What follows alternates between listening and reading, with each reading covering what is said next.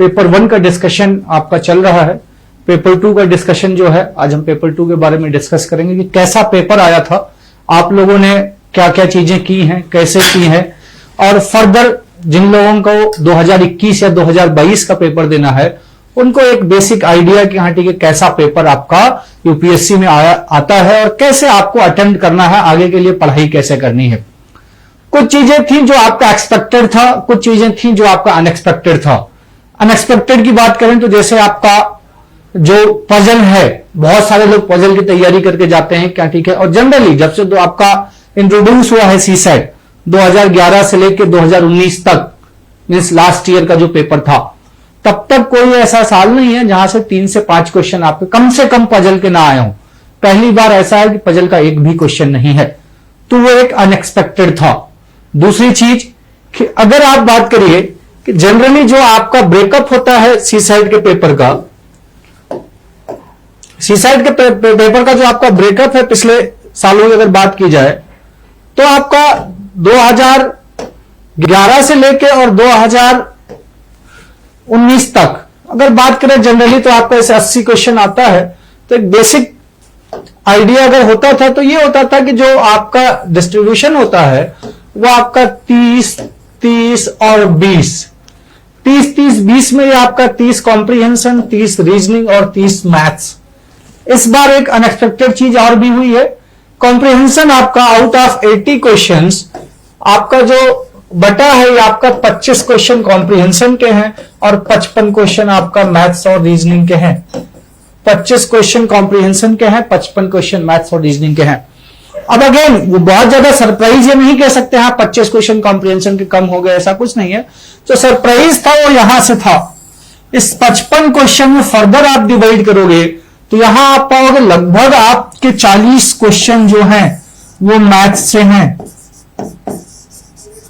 और reasoning, pure reasoning की बात करें तो केवल 15 क्वेश्चन जो है वो प्योर रीजनिंग से हैं। तो ये आपका अनएक्सपेक्टेड हुआ है कि पिछले 9-10 साल में ये 2020 से पहला साल है जहां मैथ का पोर्शन ज्यादा पूछा गया है और रीजनिंग का पोर्शन कम पूछा गया है।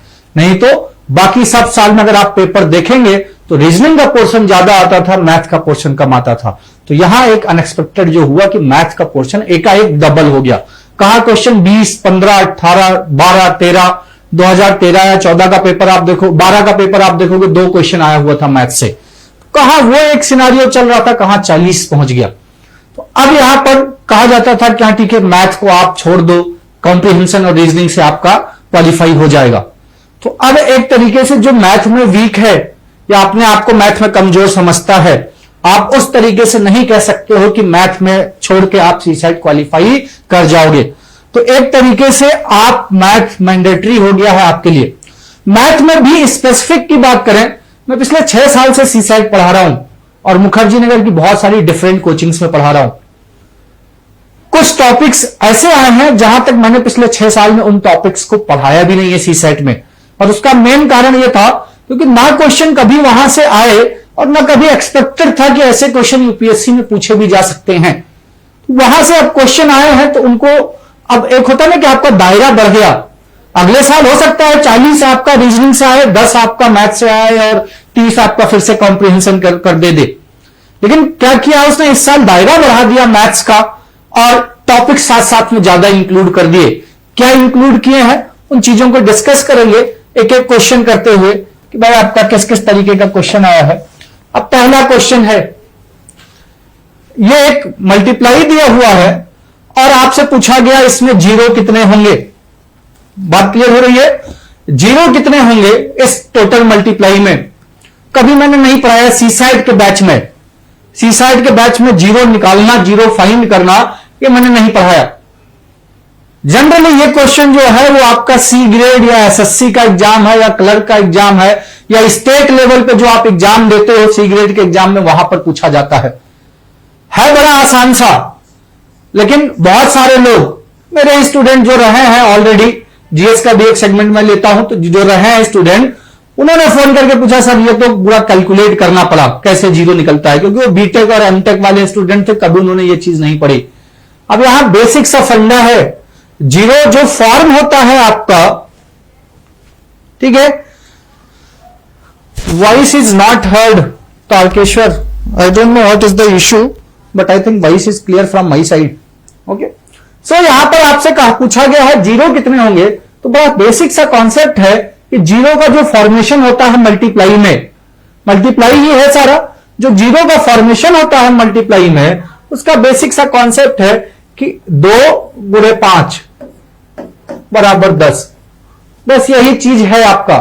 जो 2 और 5 का पेयर होता है, जितने पेयर बनेंगे 2 और 5 के, जितने जोड़े बनेंगे, उनको जब आप मल्टीप्लाई करोगे तो आपका 10 हो गया। फर्दर देखिए, मैंने यहां पर 2 बार 2 और 2 बार 5 ले लिया। अब देखो 2 इंटू 2 4 हो गया, 4 5 जा 20 एंड 25 जा 100, ये आपका 100 हो गया। 2 पेयर हैं, 2 जोड़े हैं, किसके? 2 2 और 5 5 के, तो यहां पर 2 जीरो आ गया। अगर आप देखिए यहीं पर मैं कहूं कि मैं 2 2 बार ले रहा हूं, 5 एक ही बार ले रहा हूं। अब 2 मैंने 2 बार लिया, 5 एक ही बार लिया, तो ये 4 और ये आपका 5 20 हो गया। देखिए 2 2 बार है, 5 एक बार है, लेकिन क्योंकि पेयर एक ही बनेगा इसीलिए आपका यहां पर एक ही जीरो आया हुआ है। अगर कोई कहे 2 एक बार है और 5 2 बार है, तो आप देखोगे आपका 50 हो जाएगा। यहां भी जीरो एक ही बार है, क्योंकि 2 और 5 का पेयर एक ही बन रहा है। तो जब कभी भी मल्टीप्लाई वाला सिनारियो होगा तो आपको देखना है कि उस पूरे मल्टीप्लिकेशन के सीक्वेंस में कितनी बार आप 2 का फैक्टर निकाल सकते हो और कितनी बार 5 का फैक्टर निकाल सकते हो। ठीक है, कितनी बार 2 का फैक्टर और कितनी बार 5 का फैक्टर आप निकाल सकते हो। अब क्वेश्चन हमारा यह था कि 1 गुणे 5 गुणे 10 गुणे 15 ऐसा करके था। तो एक से कोई मतलब नहीं है, किसी भी संख्या में एक को आप मल्टीप्लाई करोगे तो एक को वही संख्या मिलेगी, कोई फर्क नहीं है। तो एक से मल्टीप्लाई करना, एक से डिवाइड करना, वो खाली एक तरीके से आप कह लो कि यूपीएससी ने क्या किया था, लोगों को कंफ्यूज करने के लिए दे दिया था। एक से कोई मतलब नहीं है। एक्चुअल क्वेश्चन आपका 5 इंटू 10 इंटू 15 इंटू 20 है। देखो 5 इंटू 10 इंटू 15, अगर एक को मैंने हटा दिया तो यहां कितने स्टेप बन रहे हैं? यहां 1 2 3 4 5 6 7 8 9 10 11 और 12। मैंने कहा हमें 5 चाहिए और 2 चाहिए। अब हर स्टेप में आपका एक एक 5 मिल रहा है, कम से कम 2 भी मिल जाएंगे लेकिन एक तो मिल ही रहा है। आप कहोगे कैसे? जिसको बात नहीं क्लियर हो रही है, ये 5 है, इसको मैं 5 इंटू 1 लिख सकता हूं। फर्दर इंटू है, ये जो 10 है इसको मैंने लिखा 5 इंटू 2, 5 इंटू 2। ये 5 है, ये 10 है। अगला आपका क्या है? 15, इसको मैंने लिखा 5 इंटू 3, ये आपका 15 हो गया। अगला आपका 20 है, ये आपका होगा 5 इंटू 4। ऐसे ही आपका कहां तक जाना है? 60 तक। तो लास्ट में आपका 5 इंटू 12 आएगा, ये आपका 60 हो गया। ठीक, क्लियर हो रही है इतनी बात? अब देखिए हर स्टेप में मैंने कहा आपको 5 मिल रहा है, और जब यहां से, ठीक है, यहां से आपका 5 आप देखोगे तो 5 की पावर 12, हर स्टेप से आपका 5 कॉमन लोगे तो ये 5 की पावर 12 आ गया। ये आपका 1 into 2 into 3 into 4 into 5 up to कहां तक? इंटू 12 तक। तो यही चीज आएगी। कुछ लोगों को यहां लगता है कि खाली 5 कॉमन होगा, वो प्लस के सिनारियो में होता है। यहां पर 5 जो है वो मल्टीप्लाई में हर स्टेप में, तो हर स्टेप से 5 5 5 5 आएगा, तो 5 12 बार आएगा। तो यहां 5 की पावर 12 का मतलब क्या है कि 5 जो है आपका वो 12 बार मल्टीप्लाई हो रहा है। अब जब मैंने कहा 2 और 5 की संख्या पर आपका निर्धारित होगा क्या? जीरो की। तो आप कह सकते हो कि 5 जो है वो कम से कम 12 बार तो है ही है, और यहां भी अगर 5 है और कहीं 10 आएगा वहां भी 5 है। तो अब 2 की भी संख्या निकाल लेते हैं।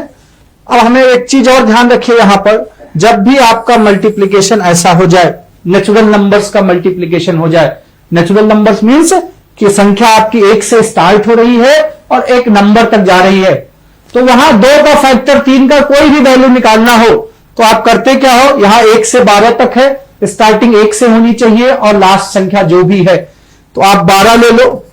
12 को आप 2 से भाग करो जो आपका भागफल आएगा, जो आपका क्वोशिएंट आएगा, जब 12 को आप 2 से भाग करोगे तो आपका 2 छक 12 हो गया।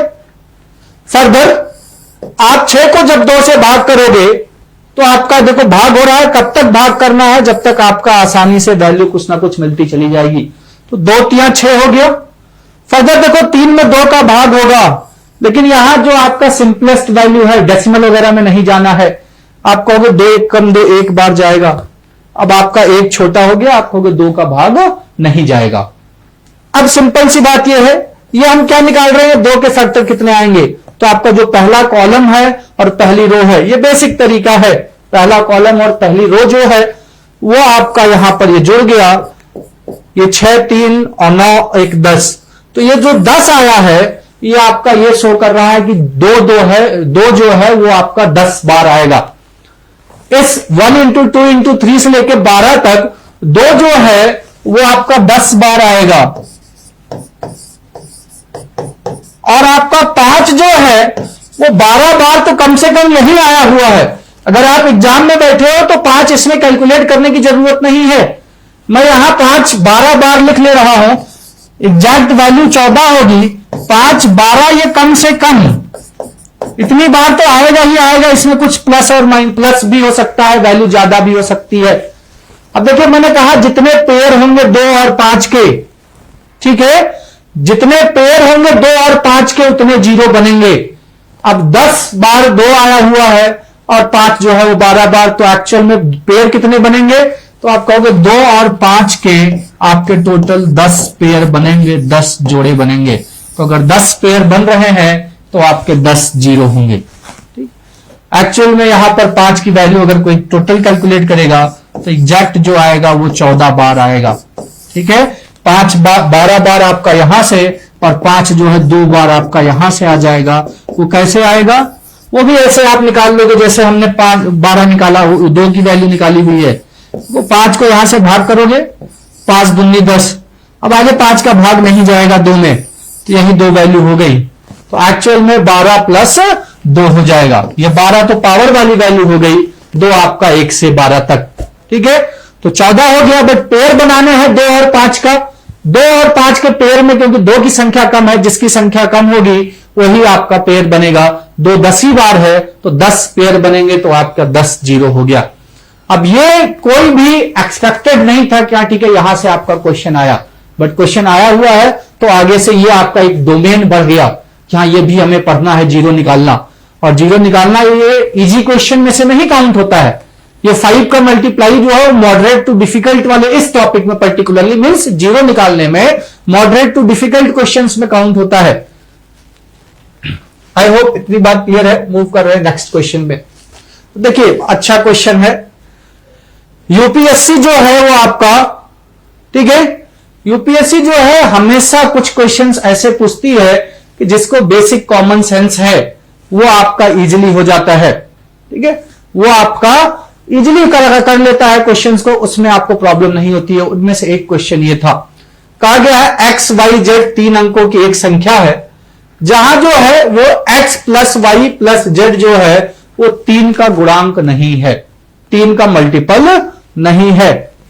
ठीक है, फर्दर तब X Y Z plus Y Z X plus Z Y X विभाज्य नहीं है।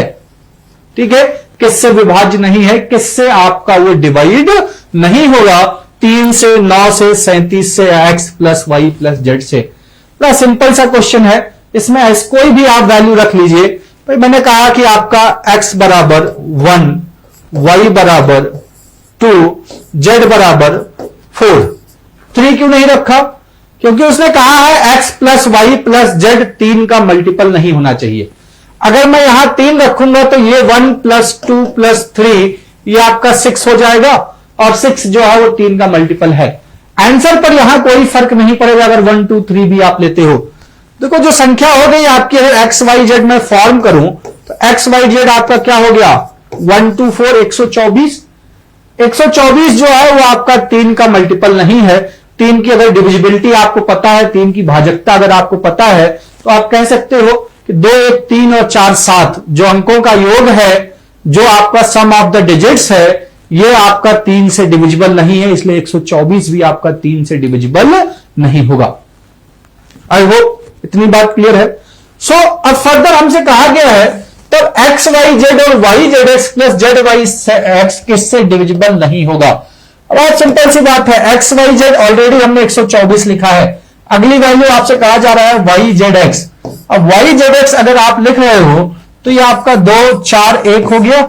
अगली वैल्यू आपसे कहा गया है Z X Y, Z X Y आपका हो गया 4 1 2।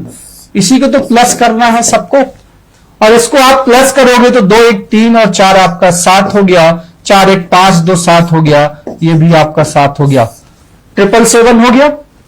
ठीक है, 777 हो गया।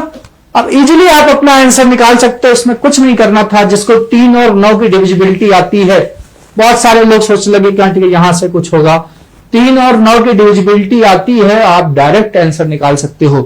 भाई ये 777 बन गया। 3 और 9 की डिविजिबिलिटी क्या होती है कि अगर किसी भी संख्या के अंकों का योग 3 से डिविजिबल है तो संख्या 3 से विभाजित होगी, 3 से डिविजिबल होगी। अगर अंकों का योग 9 से डिविजिबल है तो संख्या 9 से डिविजिबल होगी।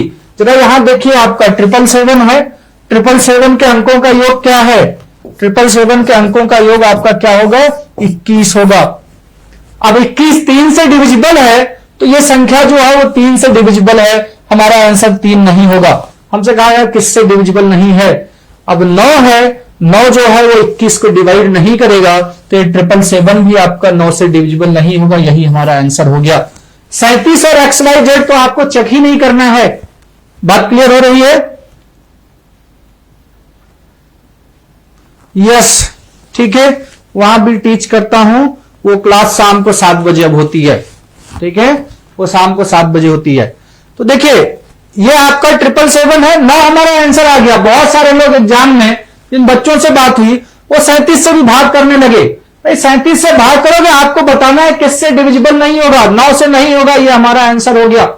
सिंपल सी बात ये है, 37 से डिविजिबल होगा, एक्स वाई जेड से डिविजिबल होगा। एक्स वाई जेड आपका क्या आया हुआ है, 1 2 4, ये 7 आया हुआ, 7 से तो डिविजिबल होगा ही, 37 से भी डिविजिबल हो जाएगा।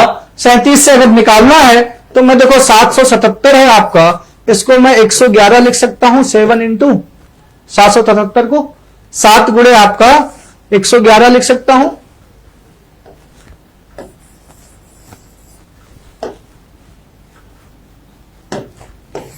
वही तो था। और 111 जो है वो 37 का 3 गुना होता है। तो अगेन चारों ऑप्शन नहीं जाना है, हमें हमारा आंसर मिल गया। एग्जाम में अगर आप बैठे थे तो आपको आगे नहीं जाना है, ये चीज ध्यान रखनी है। फर्दर मूव करते हैं नेक्स्ट क्वेश्चन पे। ठीक है, अगला क्वेश्चन, अब ये बड़ा बेसिक सा अगेन क्वेश्चन। मैंने कहा यूपीएससी जो है, मैं बार बार हमेशा जिस भी क्लास में मैं पढ़ाता हूं एक चीज हमेशा रिपीट करता हूं, कॉमन सेंस बेस्ड क्वेश्चन होता है।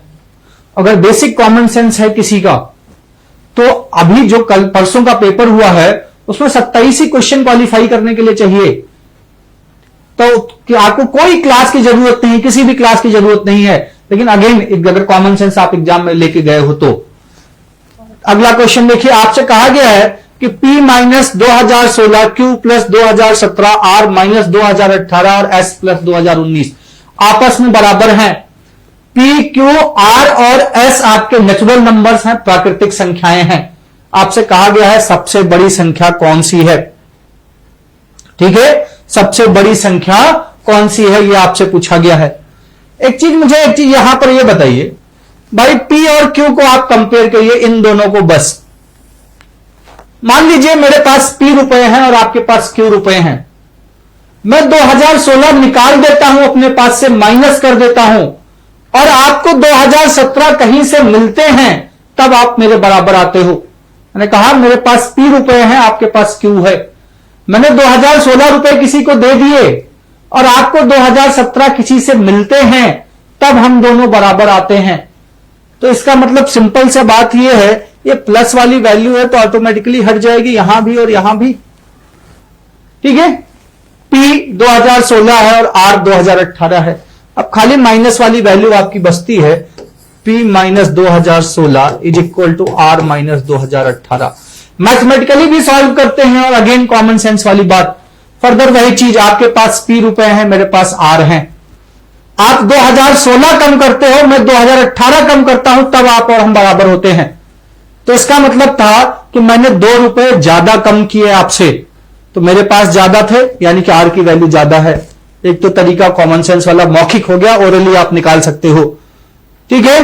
दूसरा तरीका जो है कि आप P और R में रिलेशन निकाल लो, कि मैं कहूं कि भाई 2016 जो है वो उस तरफ ले जाओ, या 2018 इस तरफ ले आओ, कुछ भी कर लो। मैं 2018 इस तरफ ला रहा हूं, तो देखिए ये P माइनस 2016 था, ये माइनस है, इधर आएगा, ये आपका प्लस हो जाएगा, प्लस 2018 बराबर R। इसको आप इतने को सॉल्व करोगे, +2 मिल जाएगा, P + 2 बराबर R। इसका मतलब क्या है भाई, P को 2 रुपए और कहीं से मिलते हैं, P को 2 रुपए और कहीं से मिलते हैं, तो वो बराबर होता है किसके? R के। ठीक है। P को 2 रुपए कहीं से और मिलते हैं, तब वो R के बराबर होता है। इसका मतलब R जो था वो सबसे बड़ा था, R जो था वो आपका सबसे बड़ा था। How to prepare mains pre में हो जाएगा। बेटा यूपीएससी की बात कर रहे हो, मेंस एक अलग डायमेंशन है। ठीक है। मेंस की तैयारी करते हो, प्री इंक्लूडेड है उसमें। ठीक है। कुछ चीजें हैं जो स्पेसिफिक आपको मेंस के लिए पढ़नी है, बट प्री का ऐसा कुछ भी नहीं है जो मेंस में नहीं पूछा जाएगा। तो आपका जो अप्रोच है वो एकदम गलत है। प्री के लिए पढ़ो मेंस हो जाए, ऐसा नहीं है। मेंस के लिए पढ़ो प्री हो जाए, ये क्वेश्चन होना चाहिए। ठीक है। So moving on to next question. Next question है अगेन कॉमन सेंस वाली बात। 5 अंकों की कितनी अभाज्य संख्याएं बनाई जा सकती हैं किसके द्वारा? 1, 2, 3, 4 और 5 के द्वारा, जबकि अंकों की पुनरावृत्ति ना हो। लेकिन जो आपके 1, 2, 3, 4 और 5 हैं, इनको रिपीट ना किया जाए। ठीक है। अब आपको प्राइम नंबर का बेसिक कॉन्सेप्ट पता होना चाहिए कि प्राइम नंबर आपके क्या होते हैं, अभाज्य संख्याएं क्या होती हैं। तो अभाज्य संख्याएं ऐसी संख्याएं जिनके केवल 2 ही फैक्टर हो, 2 ही गुणनखंड हो, और वो फैक्टर्स क्या हो? गुणनखंड जो है फैक्टर 2 हो। एक तो 1 हो 1, एक फैक्टर आपका 1 हो, और दूसरा जो है वो संख्या स्वयं हो। जो भी संख्या की बात कर रहे हो वो सेल्फ हो। प्राइम नंबर का अगर आप बेसिक एग्जांपल लो, तो प्राइम नंबर के आपके एग्जांपल्स क्या है? आप कहोगे 3 है, 5 है, 7 है, ठीक है, 11 है, ये सब प्राइम नंबर के एग्जांपल हैं। जरा इनके फैक्टर्स जब आप देखोगे तो 3 के 2 ही फैक्टर्स निकलेंगे, एक तो 1 एंड एक आपका 3। 5 के 2 ही फैक्टर निकलेंगे, 1 और 5। ये प्राइम नंबर है। आपसे कहा गया है 5 अंकों की संख्या। अब 5 अंकों की संख्या, मैंने कहा रेंडमली कोई भी संख्या लिख दीजिए इसमें से एक, तो ये संख्या बनेगी 1, 2, 3, 4, 5। मैंने कहा क्या 2 से, भाई प्राइम नंबर का मतलब क्या है? 1 और ये संख्या, इसके 2 फैक्टर हो, एक तो 1 हो और एक 1, 2, 3, 4, 5 हो। क्या और फैक्टर इसके हो सकते हैं? फैक्टर का मतलब जिससे ये डिविजिबल हो, जिससे ये भाग हो। 2 से भाग होगा? नहीं होगा। मैंने कहा 3 से भाग होगा। आपने कहा 3 की भाजकता जो है वो ये है, 3 की डिविजिबिलिटी क्या है कि if the sum of the digits given in a number is divisible by 3 then the number itself will be divisible by 3। यदि किसी संख्या के अंकों का योग 3 से भाग होगा तो वह संख्या भी 3 से भाग होगी। अब यहां पर ये 1 है, 1 + 2 + 3 + 4 + 5, यही तो अंक है। तो 2, 1, 3, 3, 6, 4, 10, 5, 15। आपका 15 इनका सम आ गया। अब 15 3 से डिविजिबल है, आप कहोगे 15 3 से डिविजिबल है, यानी कि ये संख्या 3 से डिविजिबल होगी, तो ये प्राइम नंबर नहीं होगी। बात क्लियर है? अब जैसे ही एक वैल्यू मैंने लिखी, मेरे को समझ में आ गया भाई बार बार इन्हीं का तो यूज करना है, आगे पीछे करके। अब किसी भी फॉर्मेट में मैं लिखूंगा इसको, जब मैं अंकों का योग करूंगा तो योग तो इसी का आएगा, 1, 2, 3, 4, 5 का, और वो हर बार 15 आएगा। चाहे मैं इस फॉर्मेट में लिखूं, इसको लिख दूं 5, 4, 3, 2, 3, 2, 1, 4, 3, 2, 1, 5।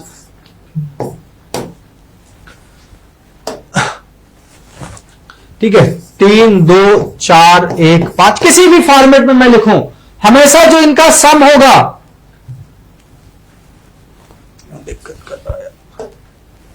सम जो होगा हमेशा वो आपका क्या आएगा, सम हमेशा आपका 15 होगा, सम आपका हमेशा 15 होगा, यानी कि 3 तो फैक्टर होगा ही होगा। अब एक तो है ही और यह संख्या भी है, एक फैक्टर आपको एक्स्ट्रा मिल गया, यहां से जो आपका संख्या बनेगी उसका एक फैक्टर 3 भी होगा, तो यहां से इनका यूज करके कोई भी प्राइम नंबर नहीं बनाया जा सकता। तो संख्या क्या आ जाएगी, आंसर क्या हो जाएगा, 0। बात क्लियर हो रही है, 0 जो है वो आपका आंसर हो जाएगा। Moving on to next question. देखिए अगेन ये आपका एक अच्छा क्वेश्चन था और कॉमन सेंस का क्वेश्चन था। कोई बताएगा मुझे इसका आंसर क्या होगा?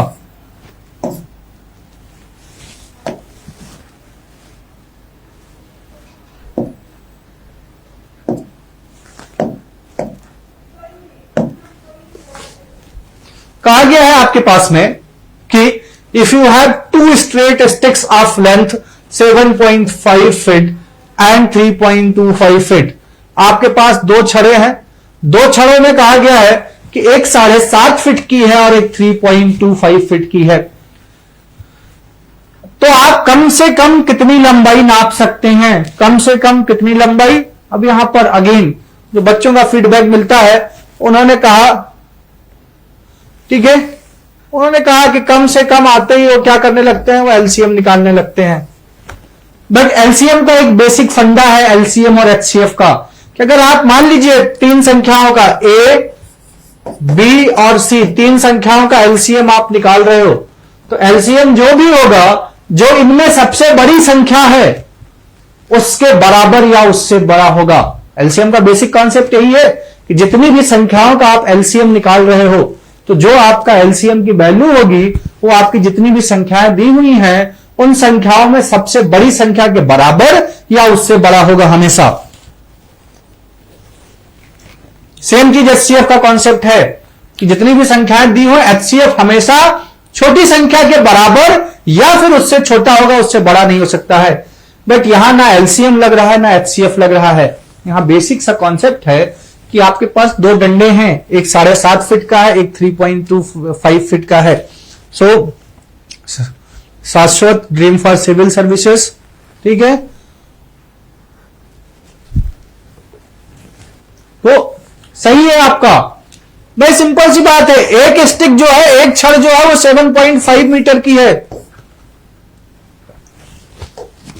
एक आपका कितना है 7.5 मीटर की। अब ये जब 7.5 मीटर आप नाप लेते हो, तो अब आपके पास में भाई कम से कम बड़ी वाली छड़ जो है उससे 7.5 मीटर फीट ही तो नापेगा, उससे कम तो आप नाप नहीं सकते हो, ज्यादा नाप सकते हो। ज्यादा क्या है, 2 उसका रख दोगे तो आपका 15 फीट हो जाएगा। अब जो दूसरी छड़ है वो आपके 3.25 फीट है, आपने उसको रखा तो ये 3.25 फीट हो गया, 3.25 फीट हो गया। फर्दर आप रख रहे हो तो आपने फिर से एक छड़ रख दी छोटी वाली ही, तो ये आपका 3.25 फीट हो गया फिर से। अब आप देखो ये 3.25 था, ये 3.25 था, ये ओवरऑल कितना हो गया 6.5 फीट।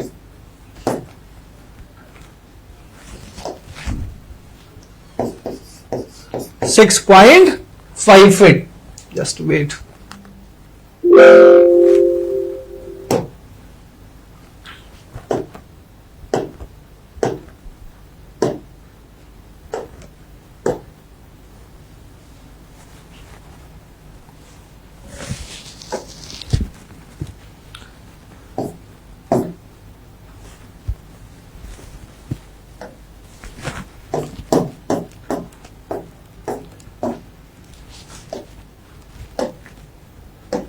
तो ये 6.5 फीट हो गया। ये जो वैल्यू बचेगी ये आपकी 1 फीट के बराबर होगी। ये वैल्यू कितने की बचेगी 1 फीट के बराबर होगी। तो जो आप मिनिमम नाप सकते हो वो आपका 1.5 फीट, ठीक है। मैक्सिमम तो 1 फीट, मैक्सिमम तो कितने भी नाप सकते हो ना, 7.5 ड्रीम फॉर सिविल सर्विसेज। बेटा मैक्सिमम तो कितने भी नाप सकते हो, मैक्सिमम तो आप 7.5 रखते चले जाओ। ये 7.5 है, ये 7.5 है, ये 7.5 है, ये 7.5 है। तो अगर मैक्सिमम की वैल्यू आप नहीं बता पाओगे यहां पर, तो एक बार 7.5 रखा जाए, एक बार 3.25 रखा जाए तो बात अलग है। लेकिन मैक्सिमम आप नहीं, मैक्सिमम तो आपका इनफाइनाइट हो जाएगा 7.5 और 7.5। आई होप बात क्लियर होगी आपको कि मैं जो बोल रहा हूं कि मैक्सिमम तो आपका इनफाइनाइट हो जाएगा। फर्दर मूव कर रहे हैं नेक्स्ट क्वेश्चन। देखिए सीरीज का बेसिक क्वेश्चन आया हुआ है। अब जिन्होंने क्लासेस की हुई है मुझसे, आपको पता होगा कि ये ऐसा क्वेश्चन मैंने आपको ऑलरेडी कराया है। 2019 का क्वेश्चन आप देखोगे सी साइड का, आपका प्राइम नंबर पर सीरीज पूछी गई थी, मिसिंग टर्म जो होता है वही चीज यहां भी है। आपसे कहा गया है कि आपका ये 14, 18,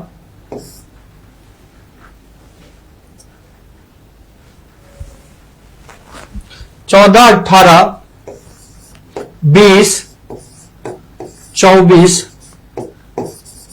30, 32, एक ये श्रृंखला दी हुई है, एक सीरीज दी हुई है, अनुक्रम दिया हुआ है। और ये किस पे आधारित है? ये कहा गया है आपका कि अभाज्य संख्याओं पर आधारित है। किस पे आधारित है? अभाज्य संख्याओं पर। Each number results in a sequence with respect to prime numbers, with respect to prime numbers, अभाज्य संख्याओं पर, ठीक है, आपका है। क्लियर हो रही है बात? तो अभाज्य संख्याओं पर आधारित है। अब सिंपल सी बात है, यहां पर एक भी अभाज्य संख्या नहीं दिख रही है। तो 14 है, 18 है, 20 है, 24 है, 30 है, 32 है, अभाज्य संख्या एक भी नहीं है। तो आप देखो इसके आसपास अभाज्य संख्या क्या है? 14 है, आप कह सकते हैं यहां पर 13 है, 18 के पास 18 से पहले जस्ट 17 है, ठीक है, 20 से पहले आपका ये 19 है, 24 से पहले आपका ये 23 है, 30 से पहले आपका 29 है, 29 है, ये आपका 31 है। अब अगर यही चीज देखो तो ये प्राइम नंबर की सीरीज आ गई। ये मैंने क्लास में क्वेश्चन करवाया हुआ है सेम, कि प्राइम नंबर की सीरीज आ गई, नेक्स्ट नंबर क्या होगा, बस उसी को पैटर्न बदल दिया। अब प्राइम नंबर की आप बात करोगे तो 31 के बाद का प्राइम नंबर आपका क्या होगा? 31 के बाद का आपका प्राइम नंबर जो होगा वो क्या हो जाएगा? यहां पर 37 हो जाएगा। 31 के बाद का प्राइम नंबर जो है वो आपका 37 हो जाएगा। अब देखिए 37 तो आपका ये हो गया, बट यहां पर फर्दर आपसे कहा गया है कि जो आपका सीरीज है, ओरिजिनल सीरीज है, इससे कंपेयर करोगे तो एक एक ज्यादा है। तो आपको अगर यहां आंसर निकालना है तो आपको यहां कहोगे क्या हो जाएगा? यहां पर 38 हो जाएगा, ठीक है, 38 हो जाएगा। क्लियर हो रही है बात? तो ये सेम क्वेश्चन मैंने क्लास में करवाया हुआ है, बस ये था कि मैंने उसको नीचे वाला क्वेश्चन करवाया था, यहां पर उसको बस पैटर्न बदल दिया। अगर किसी ने नीचे वाला क्वेश्चन किया है, प्राइम नंबर के बारे में पता है, क्वेश्चन नहीं भी किया है तब भी, तो वो इजिली इस क्वेश्चन को कर लेगा कि प्राइम नंबर की सीरीज क्या है आपकी, ठीक है। फर्दर मूव करते हैं नेक्स्ट क्वेश्चन पे। अब देखिए ये एक अच्छा क्वेश्चन आया,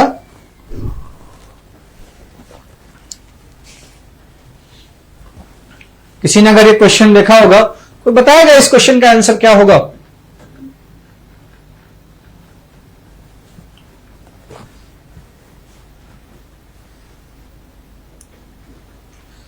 ठीक है, इस क्वेश्चन का आंसर कोई बताएगा कि क्या होगा। तो कहा गया है कि one page is torn from a booklet whose pages are numbered in the usual manner starting from the first page as 1. The sum of the numbers on the remaining pages is 195. The torn page contains which of the following numbers? कहा गया है कि किसी booklet से एक आपका page पन्ना फाड़ दिया जाता है और इसके बाद में, पन्ना फाड़ने के बाद में जब उनके पेजेस के नंबर्स को ऐड किया जाता है, जोड़ा जाता है, तो कितना मिलता है? 195 मिलता है। अगर फटा हुआ पन्ना को दिया जाए, या फटा हुआ पन्ना कौन सा है, यही चीज तो पूछी गई है। अगर पेजेस की नंबरिंग 1 से स्टार्ट हुई है, देखिए कोई भी किताब होगी, अगर मैं कोई पन्ना फाड़ता हूं तो उसके 2 पेज जाएंगे। मेरी बात क्लियर हो रही है? For example let us suppose मेरे पास में ये किताब है। अब अगर मैं इसको फाड़ रहा हूं, ये पेज मैंने फाड़ा यहां से, तो मेरे पास 2 पेज आया, एक इधर से एक इधर से, तो एक नंबर इधर पड़ा होगा, एक नंबर इधर पड़ा होगा। इसीलिए ऑप्शन आपका उस तरीके से है। अब पेजों की नंबरिंग कैसे होती है, बेसिक आप उसका जान लीजिए। भाई नंबरिंग 1 से स्टार्ट हुई तो 1, 2, 3 ऐसे नंबरिंग आपका होती है। 3, 4, 5, ऐसे सो ऑन। और इसको जब जोड़ा जाता है तो आपका 195 मिलता है। तो मैं ये कह सकता हूं, अब वही था, सिंपल सी बात ये है, ये क्वेश्चन जो है वो नेचुरल नंबर्स के सम पे है, प्राकृतिक संख्याओं के योग पर है। जो पेजों की किसी भी किताब में जो पेजों की नंबरिंग होती है वो 1 से स्टार्ट होती है, तो मैं कह सकता हूं यहां पर क्या यूज हो रहा है आपका नेचुरल नंबर, प्राकृतिक संख्याएं। कुछ प्रॉब्लम कर रहा है क्या? ये स्लाइड आगे पीछे जा रही है अपने आप। क्वेश्चन फिर क्वेश्चन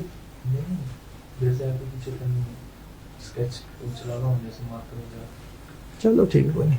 नेचुरल नंबर की एक सीरीज बनेगी। अब आपको पता है कि जो सम ऑफ नेचुरल नंबर्स होता है, प्राकृतिक संख्याओं का योग, कोई बताएगा कि सम ऑफ नेचुरल नंबर्स क्या होता है?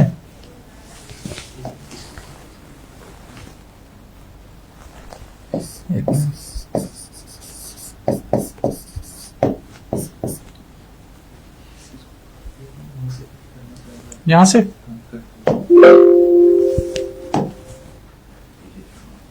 नोट पैड तो मैं ले लूंगा।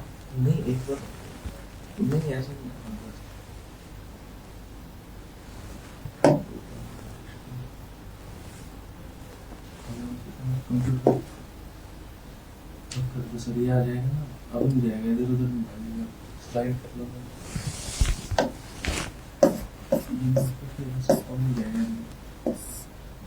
इसको क्या करूं?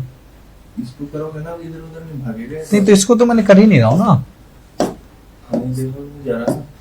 अब लिखो, उससे उससे ले लो पेन, इसमें से ले लो, इसमें से पेन ले लो। अच्छा, अब लिख लो सर, अब इधर उधर नहीं भागेगा ना, कोई दिक्कत नहीं। तो कहा गया सम ऑफ नेचुरल नंबर्स, ठीक है। Sum of natural numbers n plus 1/2, n plus 1/2, यही तो होता है। n प्लस 1, n का मतलब क्या है? n का मतलब है यहां पर, ठीक है, n का मतलब है कि जितनी भी लास्ट में संख्याएं होंगी। ये एक बेसिक आइडिया था, एग्जैक्ट वैल्यू यहां से नहीं आएगी, एक हमेशा ये कॉमन सेंस बेस्ड क्वेश्चन था। अब यहां पर मैं कह रहा हूं कि अगर एक पन्ना वो नहीं फटा होता, कितना है वो पन्ना फटने के बाद में, ये आपका 195 है। मैंने कहा यह पन्ना अगर आपका नहीं फटा होता तो सम, मैंने कहा 195 ही मान लीजिए, ये 195 की वैल्यू है। हम आसपास पहुंच रहे हैं, बस एक ही पन्ना तो बीच से गायब है। मैंने कहा n प्लस 1/2, ये 2 इधर लेके जब आप आओगे तो वो 2 उधर जाएगा तो मल्टीप्लाई कर देगा, क्रॉस मल्टीप्लाई, तो ये आपका हो गया 390 is equal to n plus 1। अब मुझे एक चीज ये बताइए, n प्लस 1 का मतलब यहां पर बेसिक क्या है कि अगर कोई संख्या आपकी, बेसिक मतलब तो एक तरीके से आपका यही है कि कोई संख्या आपकी यहां पर अगर मैं 7 ले रहा हूं, यहां मैं 7 ले रहा हूं तो ये 8 हो जाएगा। यही चीज तो है, n अगर 7 ले रहा हूं तो ये 8 हो जाएगा। आप कहोगे 7 8 56, भाई वो लाना कितना है? 390, 390 नहीं है। अब एक आइडिया आपको लगेगा, तो आइडिया के आधार पर मैं कह रहा हूं कि ये 19 है और ये 20 है। 19 और 20, अगर n की वैल्यू 19 है तो n प्लस 1 20 हो जाएगा। 20 और 19 जब आप मल्टीप्लाई करोगे तो आपको 380 मिलेगा। बात क्लियर हो रही है? 20 और 19 जब आप मल्टीप्लाई करोगे तो आपको क्या मिलेगा? 380 मिलेगा। फर्दर 390 चाहिए कम से कम, जबकि इसके बावजूद भी एक पन्ना, एक पेज आपका फटा हुआ है। तो अब उसको आपने, मैंने 20 और 19 के बजाय मैंने कहा आप यहां पर इसको एक और बढ़ा लेते हैं, इसको मैंने कहा आप 20 और 21 ले लो। 19 और 20 पे वैल्यू नहीं आ रही है तो आप क्या करो? 20 और 21, भाई ये 20 हो जाएगा तो ये 21 हो जाएगा। अब 20 और 21 पर आप देखो, 20 और 21 का मतलब ये कितना है? 20 इंटू 21, ये आपका हो जाएगा 21, 420। 20 और 21, 420। अब एक वैल्यू कितना था? आप देखो जब मैंने 19 और 20 किया था 19 और 20 किया था तो ये 380 आ रहा था। जब 20 और 21 किया तो ये 420 आ गया। अब 380 में तो 10 अभी यहीं पर चाहिए, इसके बाद भी आपका एक पेज फटा हुआ है। ठीक है, एक पेज आपका फटा हुआ है। इसका मतलब आंसर क्या, यहां पर नंबर ऑफ पेजेस क्या हो जाएंगे, 20 और 21। अब 20 और 21 किसी को अगर आइडिया है तो वहां से आंसर आपका 7 और 8 आ जाएगा, क्योंकि हमने किया क्या है कि भाई इसको डबल किया है। एक चीज तो है 20 और 21 डबल किया है, ये वैल्यू जो है यहां पर 2 गुना हो जा रही है, तो 390 से अगर इसको आप कंपेयर करोगे ये 30 ज्यादा है। कितना ज्यादा है, 30 ज्यादा है। यहां तक हो गए तो 6 5 11 7 8 15 9 और 10 19 11 12 23, ये 15 जो है उसको 2 गुना कर देगा तो ये 30 ज्यादा है, तो 7 और 8 15। जिसको ये बात नहीं समझ में आ रही है उसके लिए सिंपल सा कॉन्सेप्ट है, भाई आपको कुछ नहीं करना है, आपको वैल्यू लेनी है नियरेस्ट वैल्यू, तो आप कहोगे 20 गुणे 21 बटे 2, 20 गुणे 21 बटे 2, ये 2 से आपका 10 आ गया, ये 210 आ गया। ये सम हो गया उस किताब के उस बुकलेट के पेज संख्या का सम हो गया। कॉन्सेप्ट यही है, पीछे से मैंने डायरेक्ट यहां पर किया है। यहां 195 ऑलरेडी दिया हुआ है, 195 कितना और जुड़े कि 210 हो जाए, आप कहोगे 15। कौन सा ऑप्शन आपको 15 दे रहा है, बी ऑप्शन आपको 15 दे रहा है। ठीक है, सो ये चीज अगेन हम इसमें अभी जो लोग पहली बार कर रहे हैं, जिन्होंने नेचुरल नंबर का सम नहीं किया है, कैसे करते हैं, क्या सिस्टम होता है, तो बहुत ज्यादा हेडेक लेने की जरूरत नहीं है। ठीक है, अभी आप जिनकी तैयारी है, जो इस बार दे के आए थे, वो देखो आपने गलत कहां किया, सही है तो भाई इससे अच्छा ऑप्शन तो कोई हो ही नहीं सकता है कि आपका सही है। जिन लोगों को 2021-2022 देना है तो उन लोगों को यहां पर ये मिल रहा है, आपका पेपर ऐसा आया है, उसमें आपको हड़बड़ाने की बात नहीं है, क्या ठीक है मुझे नहीं आ रहा है नहीं करना है, वो तो आपका जब भी प्रॉपर बैच चलेगा तो आपको सारी चीजें कराई जाएंगी। ठीक है, सो मूव कर रहे हैं फर्दर नेक्स्ट क्वेश्चन पे।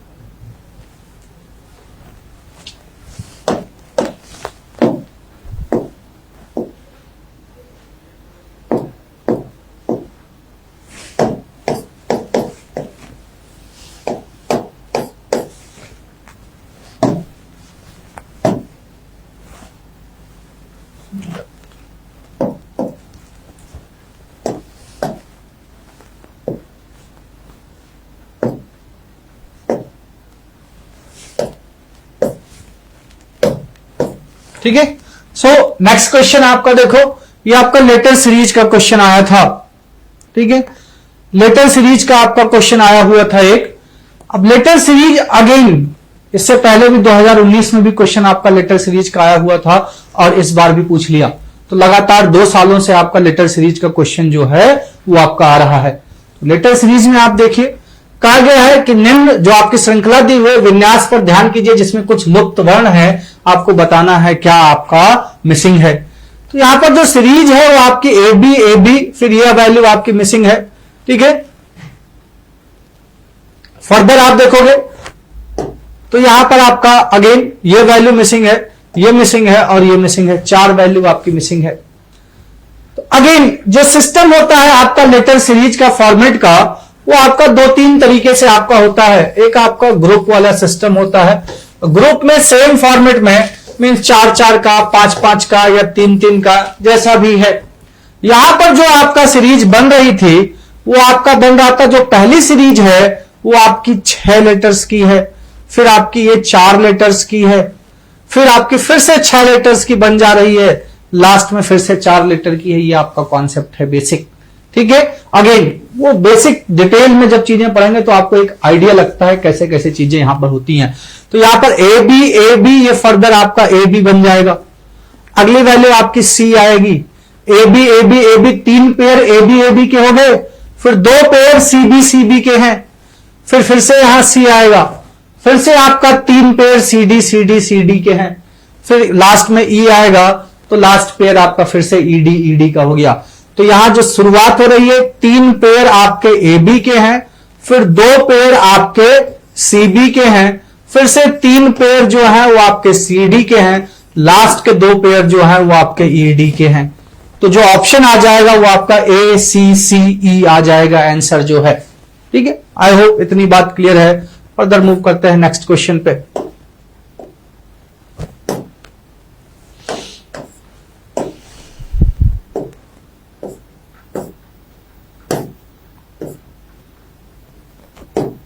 नेक्स्ट क्वेश्चन है आपका, अब फिर से ये क्वेश्चन पीछे भी पूछा गया है, पहले भी पूछा गया है, क्लास में मैंने करवाया भी है ऐसे क्वेश्चंस। एक बार और यूपीएससी में ऐसा क्वेश्चन आपका पूछा जा चुका है। कहा गया है A3BC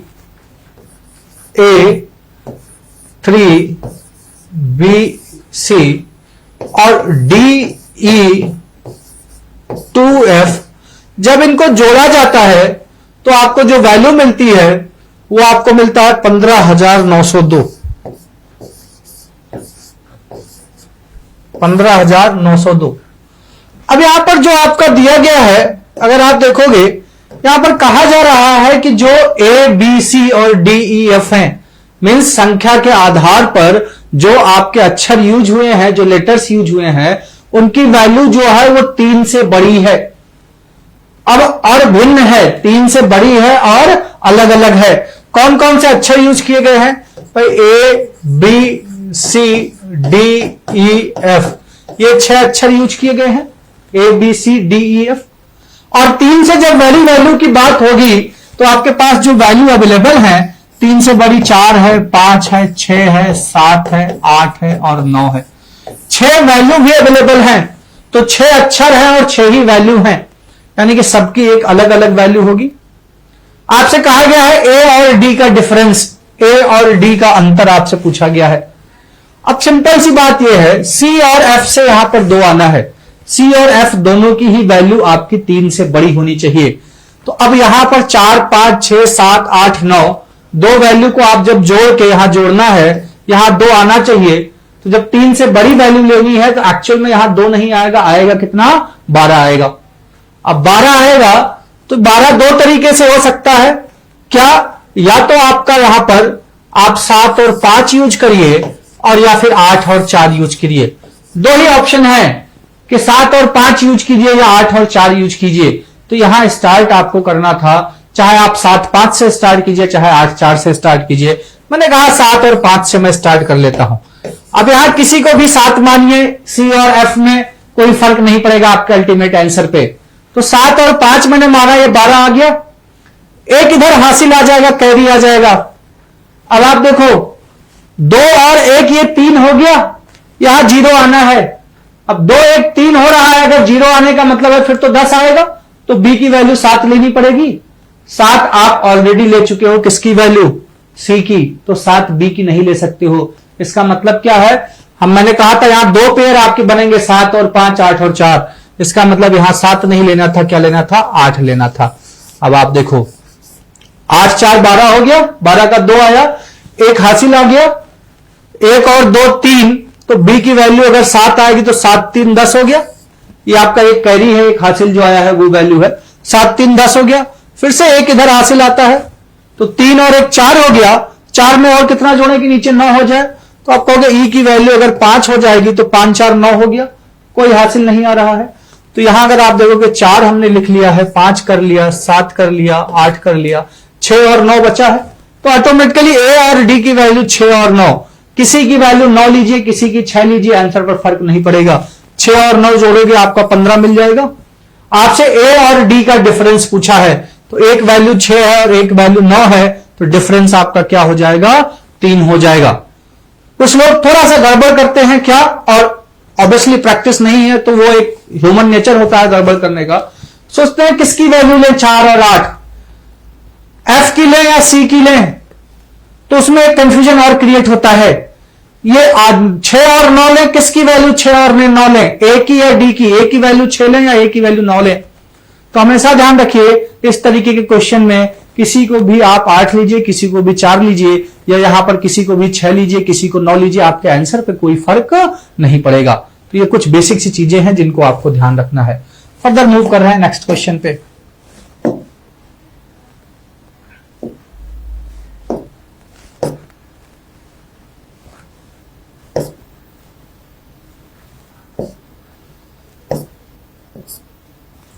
अब देखिए 3-4 का क्वेश्चन जो है वो स्टेटमेंट वाले आए थे। लास्ट ईयर भी आपका स्टेटमेंट वाला एक क्वेश्चन पूछा गया था। एग्जैक्ट क्वेश्चन मुझे अभी ध्यान नहीं आ रहा है। S1 एंड S2 करके लास्ट ईयर एक क्वेश्चन आपका पूछा गया था। इस बार भी 4 क्वेश्चन आपके आए। ये हिंदी में है, अगली स्लाइड पे इंग्लिश में है। तो जिनको इंग्लिश में पढ़ना है वो आप यहां देख लीजिए, जिनको हिंदी में दिखना है वो आप थोड़ा सा पॉज कर लीजिएगा वीडियो को। तो कहा गया है, पहले मैं इंग्लिश वाला पढ़ दे रहा हूं कि 2 statements S and S2 are given. 2 statement आपके दिए हुए हैं S1 और S2। S1 में कहा गया है there are not more than 2 figures on any page of a 51 page book. एक 51 पेज की किताब है और हर पेज पर, किसी भी पेज पर 2 से ज्यादा चित्र नहीं बने हैं। 2 से ज्यादा चित्र नहीं बने हैं। फर्दर कहा गया है सेकेंड वाला, there is at least 1 figure on every page. कम से कम हर पेज पर एक चित्र तो है ही। कहा गया है कि क्वेश्चन है, फिर एक पूछा गया है कि are there more than 100 figures in that book. क्या उस किताब में 100 से ज्यादा चित्र हैं? इसका जवाब देने के लिए, इस क्वेश्चन का आंसर देने के लिए आपको एक कंडीशंस दी हुई हैं कि केवल पहले की जरूरत है, केवल दूसरे की जरूरत है, या दोनों चाहिए, और या दोनों मिलाकर भी आप आंसर नहीं दे सकते हो। ठीक है, हिंदी वाला देख लेते हैं। कहा गया है अगेन 51 पृष्ठों की एक पुस्तक में किसी भी पृष्ठ पर 2 से अधिक चित्र नहीं है। कम से कम हर पृष्ठ पर एक चित्र है। अब देखिए 51 पेज है अगर आपके पास में, और कम से कम हर पेज पर एक चित्र है, तो हम ये कह सकते हैं कि भाई 51 फिगर तो है ही कम से कम। 51 से ज्यादा है वो हम कुछ नहीं बता सकते, हम इतना बता सकते हैं कि कम से कम 51 है। ठीक है, कम से कम 51 है। शाश्वत इंग्लिश बेटा एक बार पीछे कर लो, आपको दिख जाएगा। वीडियो को 10 सेकंड पीछे कर लो, पॉज कर लेना। ठीक है, 51 पेज है तो आपका कम से कम 51 फिगर तो है ही। पूछा क्या गया है, इस पुस्तक में 100 से अधिक रेखा चित्र हैं। अब एक चीज ये बताओ कि अगर पहले की बात करें कि 51 पृष्ठ पर कम से एक जो है किसी पर 2 से अधिक नहीं है। अब 2 से अधिक नहीं है, क्या उसकी जरूरत अकेले से आपको आ जाएगा कि 100 है या 100 नहीं है? तो अकेला पर्याप्त नहीं है। ऐसे ही जो दूसरा है वो दूसरा भी पर्याप्त नहीं है। क्यों? क्योंकि कहा गया है कम से कम एक रेखा चित्र है। तो दूसरे से तो हम ये निकाल पा रहे हैं कि कम से कम 51 फिगर आपके हैं। हम 100 तक नहीं पहुंच रहे हैं, दूसरे से हम ये बता सकते हैं कम से कम 51 है। फर्दर कहा गया है S1 और S2 एक साथ प्रश्न का उत्तर देने के लिए पर्याप्त नहीं है। यही आपका आंसर हो जाएगा। ठीक है, क्योंकि इन दोनों का पहला जो है, पहला भी, और दोनों अगर यूज करो, पहला और दूसरा दोनों स्टेटमेंट। S1 में कहा गया है 51 पेज की एक किताब है, किसी पर 2 से ज्यादा नहीं है। अब किसी पर 2 से ज्यादा नहीं है, हो सकता है कम से कम एक है, तो हम इतना दोनों से एक चीज हम रिजल्ट निकाल सकते हैं कि कम से कम 51 है। बात क्लियर है? कम से कम 51 है, और ज्यादा से ज्यादा यहां क्योंकि 2 से ज्यादा नहीं है तो पहले से इतना निकल सकता है कि ज्यादा से ज्यादा 102 है। क्लियर है? तो कम से कम 51 है, ज्यादा से ज्यादा 102 है। तो विद कंडीशन पे हम आंसर दे रहे हैं कि कम से कम 51, ज्यादा से ज्यादा 102। 100 है या नहीं है, एग्जैक्ट ये बताने के लिए 100 से अधिक चित्र है या नहीं है, ये एग्जैक्ट बताने के लिए आपको दोनों की जरूरत पड़ने के बावजूद भी वो आंसर आप नहीं बता पाओगे। ठीक है, अगर यहां होता है कि ज्यादा से ज्यादा 100 से ज्यादा होने की संभावना है तो अकेले हम पहले से दे सकते थे, अगर ऐसा क्वेश्चन होता तो।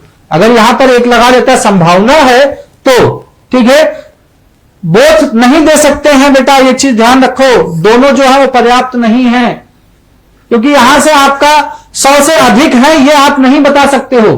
कम से कम 51 है भाई ज्यादा से ज्यादा 102 तब हो सकते हैं जब सब पे 2 हो। मेरी बात समझो, कम से कम 51 है, यहां से तो यह बात क्लियर है। 102 तब हो सकते हैं जब 2 हो हर पेज पर। जो यहां कहा गया है वो कहा गया है 2 से अधिक नहीं है। मान लो मैंने कहा 4 पेज ऐसे हैं जिन पे 1-1 है। अब 4 पेज अगर 1-1 है तो 47 दूनी 94, बाकियों पे 2-2 है, तो 47 दूनी 94 और 4 98, 100 तो पूरा ही नहीं हुआ। क्लियर हो रही है बात? हमें ये नहीं पता है कितने पर 2 और कितने पर 1 है, इसलिए हम इसका आंसर नहीं दे सकते हैं दोनों का यूज करते हुए भी। ये चीज ध्यान रखनी है, ठीक है। Dream for more than equal to not mentioned, हाँ यही चीज है कि वो सिंपल सी बात यह है ऑब्वियसली कि आपका वो जो मोर देन दिया हुआ है वो कंडीशंस के साथ में, तो कंडीशंस के साथ में दिया होता तब आंसर आप दे पाते, कंडीशन के साथ में नहीं है इसलिए आप इसका आंसर नहीं दे सकते हो। तो सी हो जाएगा कि S1 और S2 दोनों मिलकर भी आप पर्याप्त नहीं है। ये सिंपल सा आपका पूछा गया था, ठीक है। एवरेज का क्वेश्चन है। नेक्स्ट स्लाइड पे इंग्लिश भी है, अगली स्लाइड पे आपका इंग्लिश भी है। आई होप किसी को चलो देखिए, आई होप हिंदी इंग्लिश वालों को किसी को कोई प्रॉब्लम नहीं होगी। क्वेश्चन में कहा गया है कि 2 सब्जेक्ट हैं, 2 सब्जेक्ट का आपका एग्जाम हुआ और 2 सब्जेक्ट का लड़कों का और लड़कियों का एवरेज अलग अलग दिया गया। पहले कहा गया है इंग्लिश में जो औसत है वो लड़कियों का औसत 9 है, ठीक है, 7.8, ठीक है। आ गया प्रत्युषा 7.8, ठीक है। लड़कियों का औसत 9 है। हिंदी में लड़कियों का औसत 8 है। फर्दर लड़कों का औसत 8 है इंग्लिश में और हिंदी में आपका 7 है। जब दोनों को मिक्स किया गया 8.8। अब एवरेज में ऐसा क्वेश्चन मैंने मिक्सचर एंड एलिगेशन में आपको करवाया हुआ है, एवरेज में भी करवाया हुआ है। 2 तरीके हैं, आप डायरेक्ट भी निकाल सकते हो, आप मिक्सचर एंड एलिगेशन भी यूज कर सकते हो। भाई इंग्लिश का तीनों वैल्यू दी हुई है तो इंग्लिश वाले से आप ये पता कर सकते हो कि लड़के और लड़कियों की संख्या में औसत क्या है, ठीक है, रेशियो क्या है, अनुपात क्या है लड़कों और लड़कियों की संख्या में। मैंने कहा जो लड़कियों का औसत है ये किसका निकाल रहा हूं, इंग्लिश का, इंग्लिश का यूज कर रहा हूं जिससे इनकी संख्या का अनुपात मिल जाएगा। और ये आपका बॉयज का है। लड़कियों का इंग्लिश में कहा गया है कि 9 है, लड़कों का 8 है। ओवरऑल जब दोनों को मिक्स किया गया तो आपका ये 8.8 है, 8.8 है। अब देखिए मैंने मिक्सचर एंड एलिगेशन आपको कराया था, मैंने कहा था आपको कि ये वैल्यू और ये वैल्यू क्या होती है, आपस में क्रॉस सब्ट्रैक्शन हो जाता है। एक वैल्यू इससे कम है, एक ज्यादा है। 9 आप देखोगे तो इससे ज्यादा है और 8 देखोगे तो कम है। ज्यादा वाली से ये घट जाएगा, ये घटेगा तो ये आपका 0.2 आ जाएगा। कम वाली को ये घटा देगा तो ये आपका 0.8 आ जाएगा। यहां अनुपात निकालना है, अनुपात में आप कह सकते हो दशमलव दशमलव कट गया, 2 से दोनों वैल्यू कट रही हैं, 2 से 1 हो गया और ये 4 हो गया। ये आपका क्या है, 4:1। 4:1 सिंपल सी बात ये है, ये आपका संख्या बता रहा है कि अगर आपका लड़कियों की संख्या 4 है तो लड़कों की संख्या जो है कितनी है, 1 है। लड़कियों की संख्या 4 है, लड़कों की संख्या 1 है, ठीक है। हाँ 0.5 वैसा भी आ जाएगा आपका, ठीक। और अब लड़कियों की संख्या 4 है तो एवरेज मार्क्स अगर 4 लोगों का आप टोटल निकालोगे तो ये 32 हो जाएगा। लड़कों का 1 तो आपका ये हो गया 7 हो गया, टोटल आपका 39 है। 5 लोग हैं, औसत आप निकालोगे तो आपका 7.8 हो गया, ठीक है। भाई यहां पर रेशियो आ गया लड़कों और लड़कियों की संख्या का कि 4 लड़कियां हैं तो 1 लड़का है। सिंपल सी बात यह है, मैंने कहा 4 लड़कियों का औसत अगर 8 है तो टोटल 8 × 4 32 हो जाएगा चारों का। तब लड़का 1 है तो उसका टोटल 7 ही रहेगा, तो 32 7 39 हो गया। टोटल कितने लोगों का, 5 लोगों का। 5 लोग कैसे, 4 लड़कियां और 1 लड़का, तो 39/5 आपका 7.8। यह आपका बेसिक तरीका हो गया। इस क्वेश्चन के आंसर निकालने के 4-5 तरीके हो सकते हैं। जिसने प्रैक्टिस कर रखी है उसको कुछ नहीं करना था। और इनकी संख्या में कोई फर्क नहीं पड़ रहा है, इनकी संख्या में कोई फर्क नहीं पड़ रहा है। बस एक ही चीज आपको देखनी थी, ये रेशियो यहां पर एवरेज कितना पड़ रहा है, आप कहोगे 0.8, यहां से क्या फर्क पड़ रहा है, आप कहोगे 0.2, ये माइनस हो रहा है, ये प्लस हो रहा है। अगर उनकी संख्या आगे पीछे होती तो आंसर बदलता, वहां से भी वही चीज कर देनी थी, यहां से कंपेयर करोगे तो -0.2, यहां से कंपेयर करोगे तो +0.8, ये 7.8 आ गया। लेकिन इसके लिए आपको बेसिक आइडिया होना चाहिए, तब ये डायरेक्ट यूज कर सकते हो, हर जगह डायरेक्ट नहीं यूज होगा। नहीं तो मैं चाहता तो मैं पहले भी आपको डायरेक्ट बता देता इसका कि डायरेक्ट कर दो, ये 0.8 बढ़ रहा है, ये भी 0.8 बढ़ जाएगा। वो आपको तब यूज करना है जब आप एक बार एवरेज और मिक्सचर एंड एलिगेशन दोनों पढ़ लोगे, तब आप डायरेक्ट आप यूज करना है। ठीक है, आई होप इतनी बात क्लियर है। Further moving on to next question.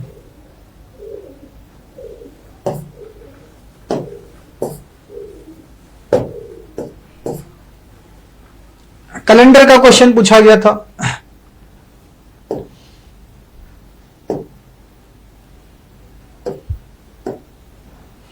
Calendar कहा गया है, यदि किसी विशेष वर्ष में 12 जनवरी को रविवार है तो निम्नलिखित में से कौन सा सही है। ठीक है, 12 जनवरी को रविवार है तो कौन सा सही है। कहा गया 15 जुलाई, 15 जुलाई को संडे है। If the year is a leap year, अगर आपका लीप ईयर है वर्ष तो 15 जुलाई को संडे है। 15 जुलाई को संडे है अगर नॉर्मल ईयर है, नॉट लीप ईयर। 12 जुलाई को संडे है अगर लीप ईयर है। 12 जुलाई को संडे है तो लीप ईयर नहीं है। ठीक है, is not a Sunday if the year is a leap year, not यहां होना चाहिए था। ठीक है, 12th July is Sunday if the year is not a leap year, यहां होना चाहिए था मोस्ट प्रोबेबली। ठीक है, तो सिंपल सी बात क्या है, हमें 12 और 15 जुलाई निकालना है, हमें दिया क्या गया है 12 जनवरी। अब यहां मैंने आपको एक क्वेश्चन कराया था, दो तरीके से कर सकते हो, बेसिक से भी और जो मैंने आपको कोड कराया था। तो मैंने आप लोगों को एक कोड बताया था मंथ्स का कोड, कि मंथ्स का कोड होता है 144 025 036 ये 146। ये आपका जनवरी से लेके ये जनवरी, ये फरवरी, ये मार्च, अप्रैल, मई, जून, जुलाई, अगस्त, सितंबर, अक्टूबर, नवंबर, दिसंबर, ये आपका कोड आपका दिया हुआ है। कैसा है, ये हमने यूज किया था किसके लिए, ये नॉर्मल ईयर के लिए। नॉर्मल ईयर का मतलब जो आपका लीप ईयर नहीं है।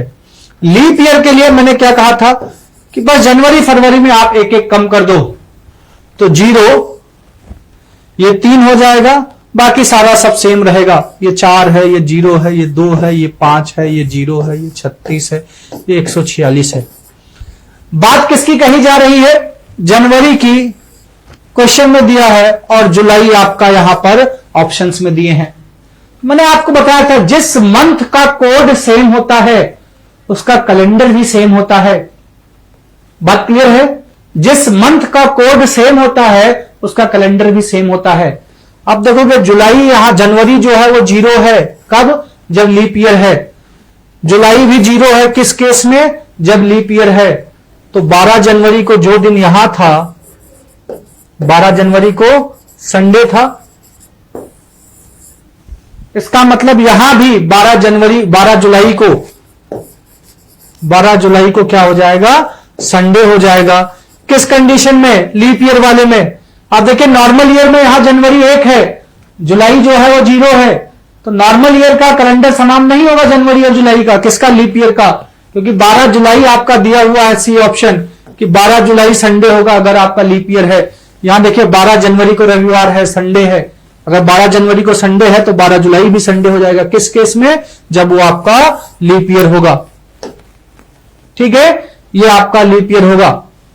दूसरा तरीका आप बेसिक लगा सकते हो जिसको ये नहीं पता है कि भाई जनवरी से लेके और जुलाई तक, अब वहां आपको दिन काउंट करने पड़ते हैं कि भाई जनवरी है आपका, फरवरी है, मार्च है, अप्रैल है। मैंने कहा कि जो भी क्वेश्चन आपका पूछा जाता है, मई है, ठीक है,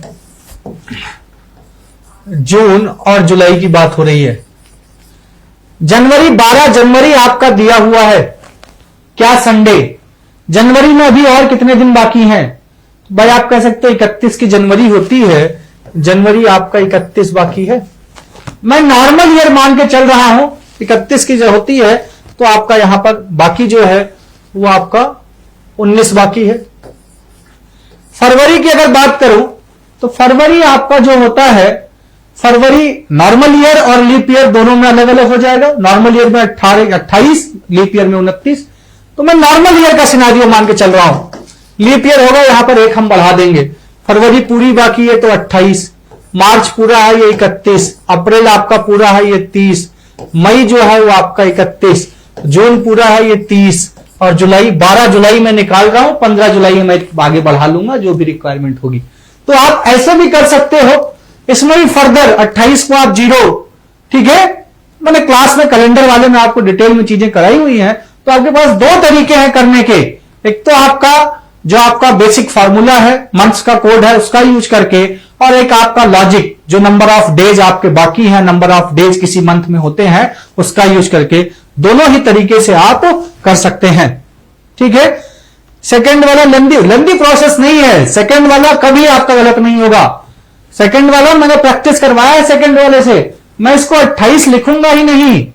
जैसे ही फरवरी है ये मैं 28 में नहीं लिखूंगा, ये 0 लिखूंगा, ये 3 लिखूंगा, ये 2 लिखूंगा, ये 3 हो गया, ये 2 हो गया, ये 5 हो गया, ये 5 2 7 कट गया, ये 3 2 5 3 8, ये 1 हो गया, ये 19 और 1 20, ये 6 लिखूंगा मैं, ठीक है। तो लंबी नहीं है, वो है अभी आपको अप्रोच नहीं पता है प्रॉपर, इसलिए आपको लंबी लगता है। जब वो आप हैंडल करने लगते हो चीजों को तो वो ऑटोमेटिकली चीजें जो है वो आपकी आसान हो जाती हैं।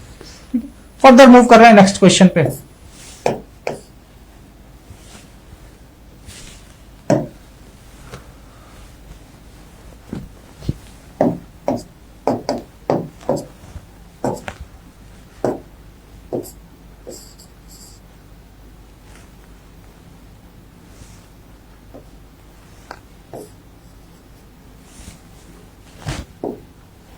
ठीक है,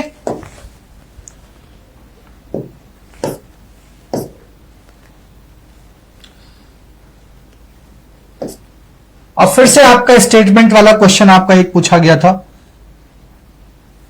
स्टेटमेंट वाला क्वेश्चन। तो अगेन दो स्टेटमेंट आपका दिया है, कहा गया है आर पी और क्यू से बड़ा है, ठीक है। आर पी और क्यू से बड़ा है, एस सबसे बड़ा है, चारों होना चाहिए था, चारों संख्याओं पी क्यू आर और एस में से कौन सा सबसे बड़ा है या बताने के लिए किसकी आवश्यकता है। अभी मैंने किया भाई S1 की आवश्यकता है, S2 की आवश्यकता है, या दोनों की जरूरत है, या दोनों की जरूरत के बावजूद भी हम आंसर नहीं निकाल सकते हैं, ठीक है। तो दोनों की जरूरत है कि पहले की जरूरत है कि दूसरे की जरूरत है, या दोनों से नहीं आएगा, ये चीज है। देखिए आर पी और क्यू से बड़ा है, मैंने आपको रैंकिंग वाले में आपको बताया था कि आर पी और क्यू से अगर वो बड़ा की बात कर रहा है तो सिंपल सी बात ये है, आर हो गया, पी और क्यू आर के नीचे होंगे, आर से छोटे होंगे। अब पी और क्यू में कौन बड़ा है ये हमें नहीं पता, पी भी बड़ा हो सकता है, क्यू भी बड़ा हो सकता है, लेकिन आर जो है वो सर्टेनली आपका पी और क्यू से बड़ा है। अकेले अगर यहीं से आप क्वेश्चन को अगर अप्रोच लगाओ, क्या इतने से हम बता सकते हैं कौन सबसे बड़ा है, कौन सा सबसे बड़ा है, ठीक है। तो आप कहोगे नहीं यहां से नहीं बता सकते हैं क्योंकि एस की तो वैल्यू हमें पता ही नहीं है। फिर कहा गया है कि एस सबसे बड़ा है, ठीक है। इस क्वेश्चन में कुछ मुझे लगता है टाइपिंग में एक मिस्टेक है, जरा इंग्लिश वाला भी देख लेते हैं डायरेक्ट। हाँ, S is not the largest one, ठीक है। हाँ, ये है आपका,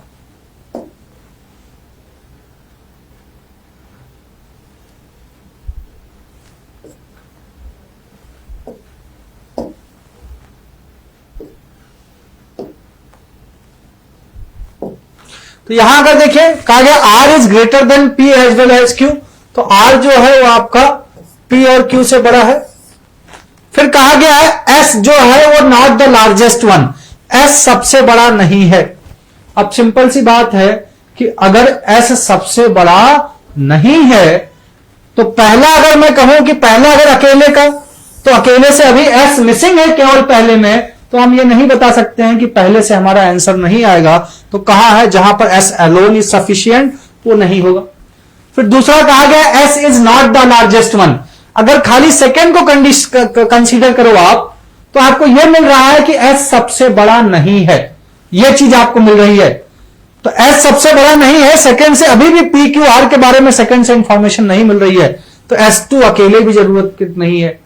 लेकिन अगर आप देखो एस सबसे बड़ा नहीं है, तो ऑब्वियसली अगर एस आर के ऊपर है तो सबसे बड़ा हो गया, ये हो नहीं सकता है। तो एस आर के नीचे होगा या पी और क्यू के नीचे होगा। तो जब इन दोनों को एक साथ कंसीडर करोगे तो आपको यह मिल जाएगा कि सबसे लार्जेस्ट कौन है, उस सिनारियो में आ जाएगा कि आर जो है वो आपका लार्जेस्ट है। तो S and S2 are together sufficient to give the answer. ठीक है, एस एंड S2 जो है वो दोनों जो है वो सफिशियंट हैं आंसर आपका देने के लिए।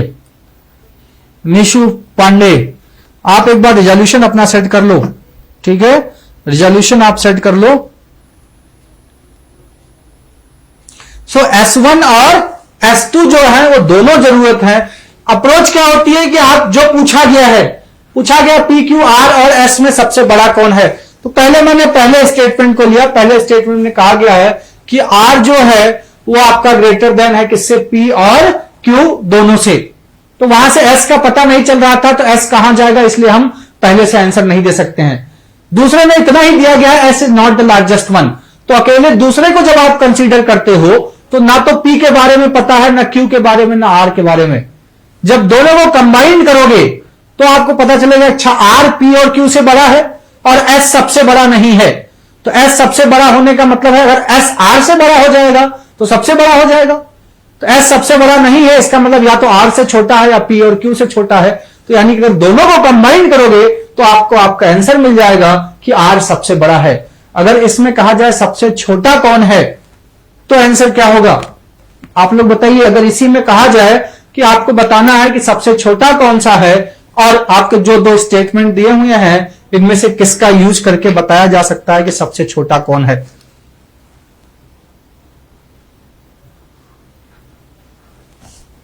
सबसे छोटा कौन है, कौन सा यूज करके आपका बताया जा सकता है।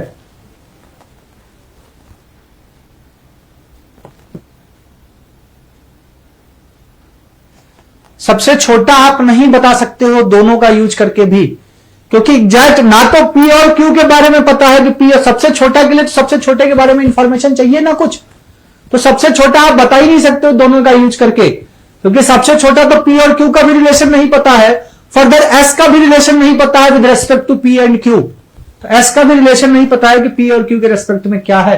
तो सबसे छोटा जो है वो आप नहीं बता सकते हो। अगर इसमें पूछा होता स्मॉलेस्ट वन सबसे छोटा तो आपका डी ऑप्शन हो जाता। आई होप इतनी बात क्लियर है। ठीक है, सबसे छोटा अगर पूछा गया होता तो ऑप्शन क्या हो जाता, डी हो जाता।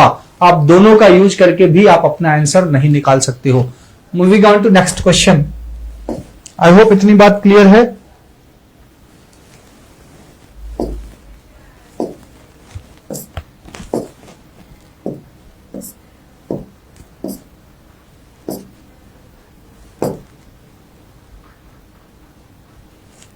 फिर से आपका कंडीशन वाला क्वेश्चन है। देखिए कहा गया है कि अगेन दो स्टेटमेंट है S1 और S2। कहा गया है कि आपके दो कथन S1 एंड S2 हैं और उनके आधार पर आपको निकालना है। कहा गया उनका गुणनफल 21 है, ठीक है, उनका योग 10 है। क्वेश्चन कहा गया है वे दो संख्याएं क्या हैं, वे दो संख्याएं क्या हैं। अब मैंने कहा कि दो संख्याएं हैं, मैंने कहा ए और बी मान लो। तो पहले स्टेटमेंट से क्या चीज आती है कि पहले स्टेटमेंट में कहा गया है ए इंटू बी जो है वो 21 है। अब क्या उन दोनों संख्याओं की वैल्यू आप बता सकते हो कि ए और बी क्या होगा। तो ए और बी की वैल्यू 1 से ज्यादा हो सकती है। आप देखो 21 गुणे 1 भी लिख सकते हो और 7 गुणे 3 भी लिख सकते हो। तो अकेले से आप नहीं बता सकते हो कि वो दो संख्याएं क्या है। तो जहां आपका दिया होगा अकेला S1 पर्याप्त नहीं है। फिर अगर कहा गया है उनका योग 10 है, यानी कि A प्लस बी जो है वो 10 है। अब खाली अगर दूसरा देखो तो बहुत सारे ऑप्शन आएंगे। 9 1 भी आएगा, 8 2 भी आएगा, 7 3 भी आएगा, 6 4 भी आएगा। तो अकेले आप 2 से भी नहीं बता सकते हो।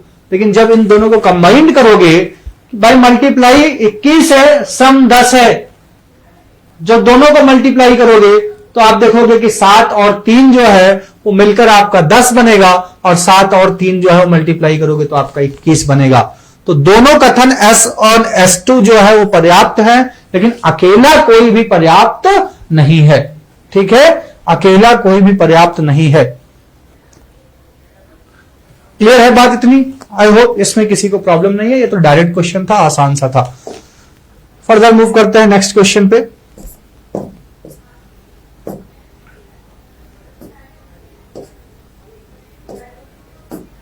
देखो सिलोजिज्म का क्वेश्चन आया है। अब सिलोजिज्म को मैंने बहुत तसल्ली से आप लोगों को कराया था, और इसीलिए कराया था कि सिलोजिज्म जो है वो श्योर था कि यहां से आपका क्वेश्चन आएगा ही आएगा। ठीक है, कहा गया है कि ऑल कैट्स आर डॉग्स। जरा आप लोग बताइए कौन सा क्वेश्चन इसमें से आंसर आपका ऑप्शन आ रहा है। जितने लोगों ने पेपर दिया है, जितने लोगों ने नहीं दिया है, जो भी है, आपका कौन सा आंसर आपके हिसाब से आ रहा है?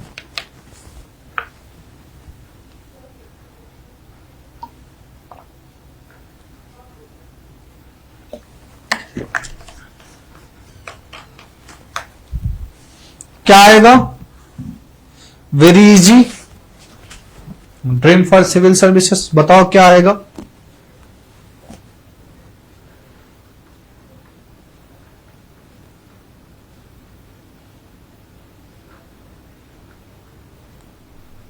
ठीक है, सोनू, नरेश,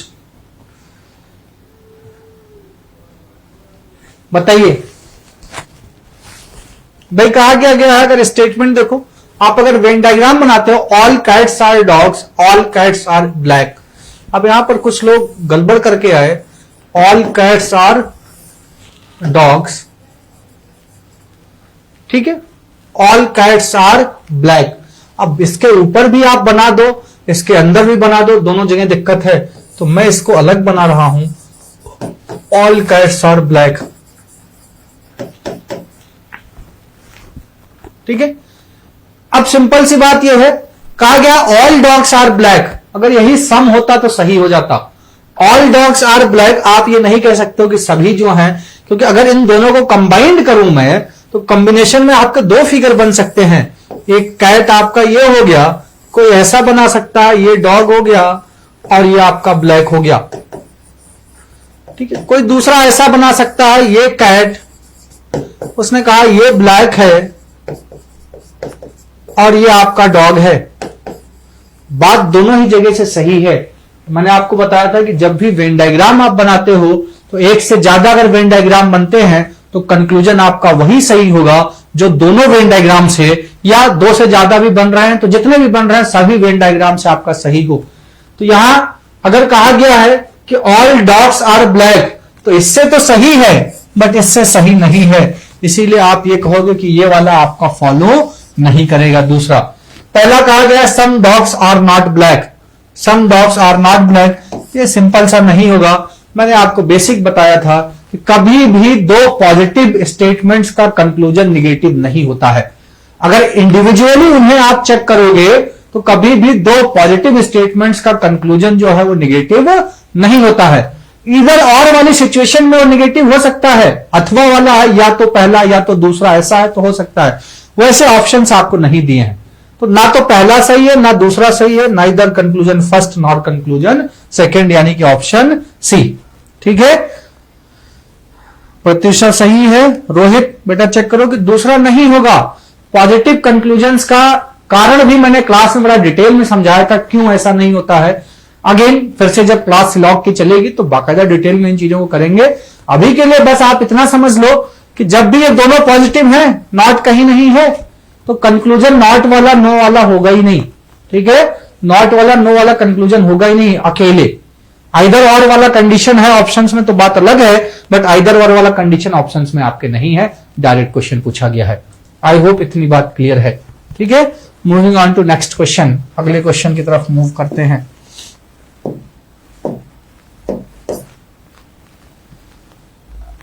अब हर साल ऐसा क्वेश्चन आपका, हर साल यूपीएससी एक हर साल ऐसा क्वेश्चन आपका पूछता है कि अभी पूछा गया था, how many integers are there between 1 and 100 which have 4 as a digit but are not divisible by 4। 1 और 100 के बीच में ऐसे कितने पूर्णांक हैं जो कि 4 तो है, उसमें 4 जो है वो एक अंक है, लेकिन वो 4 से डिविजिबल नहीं है, 4 से विभाजित ना हो। पिछले साल पूछा गया था कि 1 और 1000 के बीच में कितनी बार 5 आएगा, 1 और 1000 के बीच में कितनी बार 5 आएगा। उससे पहले एक बार पूछा गया था कि 3 अंकों की कितनी संख्याएं ऐसी होंगी जिसमें जो दहाई का अंक है वो इकाई से बड़ा हो और जो सैकड़े का अंक है वो दहाई से बड़ा हो। ठीक है, the digit at 10th place is greater than unit place and the digit at 100th place is greater than 10th place. उससे पहले पूछा गया था। तो हर साल आपका एक ना एक क्वेश्चन यहां से आपका जरूर आता है। अब वही है, डिजिट्स के ऊपर एक क्वेश्चन इस बार ही आया है। तो अगर आप लिखो कि भाई 1 और 100 के बीच में कितनी ऐसी संख्याएं होंगी जहां पर 4 आपका आएगा, तो आप कहोगे 4 है, 14 है, 24 है, 34 है, 44 है, ठीक है, 54 है, 10 के अंतर पे भी मैं लिख रहा हूं, 64 है, 74 है, 84 है और 94। फर्दर जो 40 वाली लाइन है वहां भी तो वैल्यूज होंगी, 40 है, 41 है, 42 है, 43 है, 44 मैंने ऑलरेडी लिख दिया है, तो 45, 46, 47, 48 और 49। हमें काउंट क्या करना है कि 4 तो हो लेकिन 4 से डिविजिबल ना हो, वो काउंट करना है। देखिए 4 है लेकिन ये 4 से डिविजिबल है, ये हट जाएगा, 24 हट जाएगा, 44 हट जाएगा, 64 हट जाएगा, ये आपका 84 था। ठीक है, ये 84 हट जाएगा, मैंने क्या लिख दिया, 78 लिख दिया, 74, 84। ठीक है, उसको सही कर लीजिएगा। तो 4, 4, 14, 24, 34, 44, 54, 64, 74, 84 और 94। तो ये 4 जो है वो 4 से डिविजिबल है, 24 डिविजिबल है, 44 डिविजिबल है, 64 डिविजिबल है, 84 डिविजिबल है। 74 जो है वो आपका डिविजिबल नहीं है, 94 नहीं है। फर्दर जब यहां आओगे तो ये 40 डिविजिबल है, फिर आपका 48 डिविजिबल है। तो ये संख्याएं हट जाएंगी। इसके बाद में बचेगा क्या आपका 1, 2, 3, 4, 5 यहां पर बचता है, 6, 7, 8, 9, 10, 11 और 12। आपकी कितनी संख्याएं हैं, ये 12 संख्याएं हैं। ठीक है, हर साल आपका एक क्वेश्चन ऐसा पूछा जाता है, उसमें 4 पूछ लिया जाता है, कुछ भी पूछा जा सकता है इस तरीके के। अब ऐसे क्वेश्चन आपको कभी किसी किताब में प्रैक्टिस करने के लिए नहीं मिलेंगे। ऐसे क्वेश्चन किसी भी एग्जाम में पूछा जा सकता है, वो डायरेक्ट आपका पूछा जाएगा। तो वहां सिंपल सी बात क्या है, कॉमन सेंस वाली बात है कि कॉमन सेंस यूज करो, आपका आंसर आएगा। कॉमन सेंस नहीं यूटिलाइज कर पाते हो तो आप आंसर आप नहीं निकाल पाओगे। क्लियर हो रही है? फर्दर मूव करते हैं नेक्स्ट क्वेश्चन पे।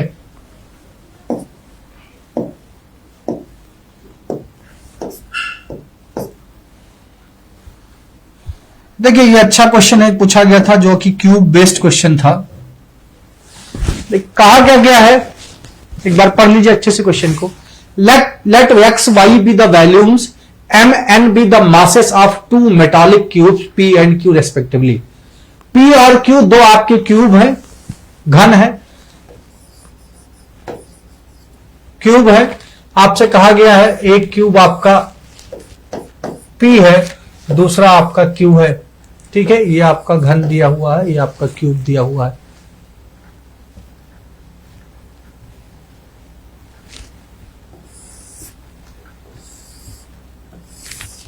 क्यूब है पी और क्यू, वैल्यूम इनका दिया हुआ है, आयतन दिया हुआ है। वैल्यूम कहा गया है कि पी का आपका एक्स है और क्यू का आपका वाई है। मास दिया गया है, उनका वेट दिया गया है, इसका m दिया गया है, इसका n दिया गया है। और कहा यह जा रहा है कि q की जो each side of q is 2 times that of p। q की जो प्रत्येक भुजा है वो p की 2 गुनी है। तो अगर साइड में लिखूं तो मुझे आप एक चीज ये बताइए, अगर साइड के रेशियो की बात करूं, मैं कहूंगा साइड अगर 1 है इसकी तो इसकी 2 हो जाएगी। तो यही तो कहा गया है कि Q की प्रत्येक भुजा P की 2 गुनी है। तो मैंने कहा P की साइड 1 है तो Q की 2 हो जाएगी। क्लियर हो रही है? अब क्यूब है, अगर साइड आपका 2 गुना है, इसका मतलब क्यूब आपको 2 गुना बड़ा होगा। यह चीज आपको समझ लेनी है। अगर साइड आपकी 1 है और उसकी 2 है आप सिंपल सा कह सकते हो क्यूब आपका 2 गुना बड़ा होगा, और 2 गुना बड़ा होगा तो मास के साथ में फर्क क्या पड़ेगा, मास आप कहोगे कि 2 गुना हो जाएगा। तो यहां पर सिंपल सा मैं ये लिख सकता हूं कि m और n में जो रिलेशन आएगा, यहां पर मैं लिख सकता हूं n इज इक्वल टू ये 2m हो जाएगा। अब वैल्यूम की बात हो रही है, वैल्यूम आपका क्या होता है, x बराबर ये साइड है, वैल्यूम आपका होता है किसी भी क्यूब का जो वैल्यूम होता है वो आपका साइड क्यूब होता है। यहां पर आपकी वैल्यू जो दे रखी है वो u और v की वैल्यू दे रखी है, कहा गया u बराबर m अपॉन एक्स, u बराबर m अपॉन एक्स, m क्या था और x क्या है। आप कहोगे m जो है वो आपका p का मास है, x जो है वो आपका p का वैल्यूम है। मैं कह रहा हूं कि भाई m को m ही रहने दो और x जो है वो वैल्यूम है तो साइड का क्यूब हो जाएगा। जब मैंने इसको 1 लिख दिया है तो ये 1 का क्यूब कर दो आप। बात क्लियर हो रही है। तो यहां से सीधा सीधा मैं लिख सकता हूं भाई u is equal to m आ गया। अब बात करें v की, तो v के लिए आपका लिखा गया है n upon y, n upon y लिखा गया है। n बराबर मैं 2m लिख सकता हूं क्योंकि साइड 2 गुनी है, तो ये 2m, y आपका क्या है 2 है, वैल्यूम है और साइड 2 है, तो ये आपका 2 का क्यूब हो जाएगा। तो 2m बराबर 2m अपॉन 8 हो गया, 2 से ये कट गया, 2 से ये कट गया, तो m बराबर 4 हो गया। तो v बराबर आपका हो गया m बराबर m अपॉन 4, u बराबर m हो गया, v बराबर m अपॉन 4 हो गया। u और v में रिलेशन ही तो पूछा गया है। तो अब सिंपल सी बात है, अगर यहीं से देखो तो आप कहोगे u बराबर 4 टाइम्स v, तो इसको आप u बराबर m है और v बराबर ये है, तो अगर इन दोनों में रिलेशन निकालना है तो आप 4 टाइम्स अगर v आप निकाल रहे हो तो 4 टाइम्स v का मतलब m अपॉन 4 हो गया। ये 4 से 4 कट जाएगा, ये m आ जाएगा, तो u बराबर आपका क्या हो जाएगा 4v हो जाएगा। ये बेसिक है। अब वहां पर क्या है, क्यूब के बारे में इंफॉर्मेशन आपको होनी चाहिए। बहुत सारे लोग हैं जिनको घन के बारे में कोई आइडिया नहीं है, घन के बारे में इंफॉर्मेशन नहीं है, तो उन लोगों को समझ में नहीं आया एक्चुअल में क्वेश्चन में हो क्या रहा है। बहुत सारे लोग हैं कि जिन्होंने घन पढ़ा ही नहीं, ठीक है, अब पढ़ा ही नहीं तो उनके लिए तो घन एकदम समझ लो कि कहते हैं ना कि वो कहावत है एक हिंदी में, जब ध्यान नहीं आ रही वो वाला हिसाब किताब है, ठीक है। तो अब ये आपका था भाई, ये वैल्यू दी हुई है, इसको मैंने कहीं अलग से नहीं लिखा, इसको मैंने इस फॉर्मेट में लिख लिया है यूज करने के लिए। m और n का जो एक रिलेशन था वो मैंने निकाल दिया, क्योंकि साइड का है तो n बराबर आपको ऑब्वियसली मास आपका 2 गुना हो जाएगा, 2m हो जाएगा, तो अल्टीमेटली आपका यहां पर u बराबर 4b आ जाएगा। आई होप इतनी बात क्लियर है। मूव कर रहे हैं फर्दर नेक्स्ट क्वेश्चन पे।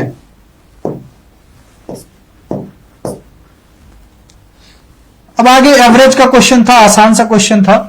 आपसे कहा गया है एक शिक्षक 3 छात्रों की औसत आयु 20 वर्ष है। यदि 3 छात्र समान आयु के हों और शिक्षक तथा प्रत्येक छात्र की आयु का अंतर 20 वर्ष हो तो शिक्षक की आयु कितनी है।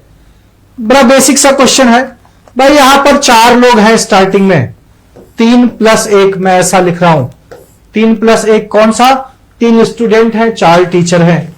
इनकी एवरेज कितनी है, एवरेज कहा गया है 20 है। अगर एवरेज 20 है तो टोटल क्या हो जाएगा, आप कहोगे टोटल 20 × 4 ये 80 हो जाएगा। अब कहा यह जा रहा है कि स्टूडेंट और टीचर की आयु का अंतर 20 वर्ष है और सभी स्टूडेंट की आयु बराबर है। अब इसी 80 में टीचर जो है वो आपका 20 साल ज्यादा है, मैंने कहा उसका 20 साल कम कर दो। इसका 20 साल अगर यहां घटा देंगे, ये टीचर 20 साल ज्यादा है वो घटा देंगे तो ये 60 आ गया। अब मैं कह रहा हूं 60 साल अगर चारों में फिर से बंटना हो तो एवरेज क्या हो जाएगा, 60/4 हो जाएगा, ये 15 हो जाएगा। यानी कि 15 साल के चारों हैं, लेकिन टीचर आपका 20 साल ज्यादा है तो 20 आपका उसमें बढ़ जाएगा, तो 15 + 20 आपका 35 हो गया। अब देखिए टीचर की एज आपकी 35 साल है और हर स्टूडेंट की एज जो है वो आपकी 15 साल है, ठीक है। हर स्टूडेंट की एज 15 साल है, डिफरेंस 20 साल हो गया और आपका वैल्यू भी आ गई। तो जिसको 2-3 तरीके से आप, जिसको प्रैक्टिस है उसने मौखिक किया, उसने ऐसा किया ही नहीं भाई 20 साल है और डिफरेंस 20 साल है, 5-5 साल सबसे निकलेगा तभी तो जाके 4 लोगों से 5-5 साल निकलेगा तभी तो 20 होगा, और 5-5 साल निकला तो बचा कितना, औसत अगर यहां पर 20 है 4 लोगों का, एक किसी की वैल्यू 20 साल ज्यादा है तो एक उसी में से सब में से तो निकलेगा। तो 20 में अगर बनाना है तो सब में से 5-5 साल निकाल लो और सब में से 5-5 साल निकाल लोगे तो 15 ही बचा, 15 में वो 20 जोड़ दोगे आपका 35 हो गया। आई होप इतनी बात क्लियर है। फर्दर मूव कर रहे हैं नेक्स्ट क्वेश्चन पे। अगला क्वेश्चन देखिए, प्रॉफिट एंड लॉस का बेसिक क्वेश्चन आपसे पूछा गया था। कहा गया है कि person bot A car and sold it for 3 lakh. If he incurred a loss of 20%, then how much did he spend to buy the car? एक आदमी ने 3 लाख रुपए की एक कार बेची और उसको 20% की हानि हुई। He loses 20%, उसको 20% का लॉस हुआ। उसने खरीदा कितने में था, ये चीज आपसे कहा गया है। तो सिंपल सी बात यह है, मैंने आपको बताया था कि जब भी ऐसा क्वेश्चन होगा 20% में अगर आप परसेंट हटाओगे तो इसको हम 1/5 लिख सकते हैं। अब जब भी आपका 20% क्या है, यह आपका लॉस है, हानि हो रहा है। इसका मतलब प्रॉफिट हो या लॉस हो किस पे निकलता है, सीपी पर। ये नीचे वाली वैल्यू होती है, ये आपका सीपी होती है, ऊपर वाली वैल्यू ये इसको रिप्रेजेंट करता है। ये 20% लॉस है तो ये आपका लॉस हो गया। इसका मतलब क्या है, 5 रुपए की कोई चीज थी, अगर उसको मैंने 20% हानि पर बेचा तो मुझे 1 रुपए का लॉस हुआ। 5 रुपए का मैंने खरीदा था, मेरी लागत 5 रुपए थी, मैंने 1 रुपए हानि पर बेचा और 1 रुपए हानि पर बेचा तो मुझे कितने का बेचा मैंने, 4 रुपए का। ठीक है, तो अगर यहां से आप एसपी निकाल लो, एसपी लॉस के केस में क्या होता है, selling price CP minus loss. CP हमें मिल गया, ये 5 है, ये 1 है, ये 4 आ गया। आपसे कहा गया है कि 3 लाख रुपए में उसने बेचा, तो हमने जो परसेंटेज को सिंप्लीफाई किया है वहां से सीपी 4 आ रहा है, सॉरी सेलिंग प्राइस जो है वो 4 आ रहा है, सीपी जो है कॉस्ट प्राइस जो है वो आपका 5 आ रहा है। हमें पता है सेलिंग प्राइस कितना दिया हुआ है, 3 लाख। तो हमारा जो 4 है यहां से जो परसेंटेज को सॉल्व करने के बाद उसकी वैल्यू 3 लाख है, उसकी वैल्यू 3 लाख है। आप इसको यहां से निकाल सकते हो कि भाई 4 बराबर अगर 3 लाख है तो 1 बराबर क्या हो जाएगा, आप इसको कहोगे 75,000 डायरेक्ट। जिसको नहीं पता है भाई यहां पर करना क्या है, ये आपका 3 लाख है, 3 लाख को आप 4 से डिवाइड करोगे, 4 से इसको काटोगे, ये आपका 75 और 3 जीरो, ये आपका 75,000। ठीक है, ये आपका सीएसपी था, सेलिंग प्राइस। सीपी निकालना है, हमारे हिसाब से सीपी कितना था, 5 था, यह आपका एसपी था, सेलिंग प्राइस। तो अगर 1 बराबर आपका 75,000 है तो 5 बराबर 5 गुणे 75,000 हो जाएगा, और 5 गुणे 75,000 का मतलब क्या हो गया, 3,75,000। 3,75,000 जो है वो आपका आंसर हो जाएगा।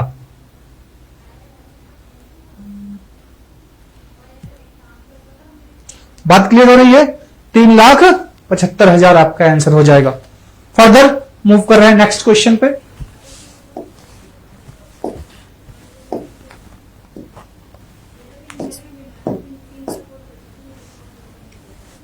देखिए यहां से एक क्वेश्चन आया, ठीक है, कहा गया है कि कौन सा सबसे बड़ा है, कौन सा सबसे बड़ा है।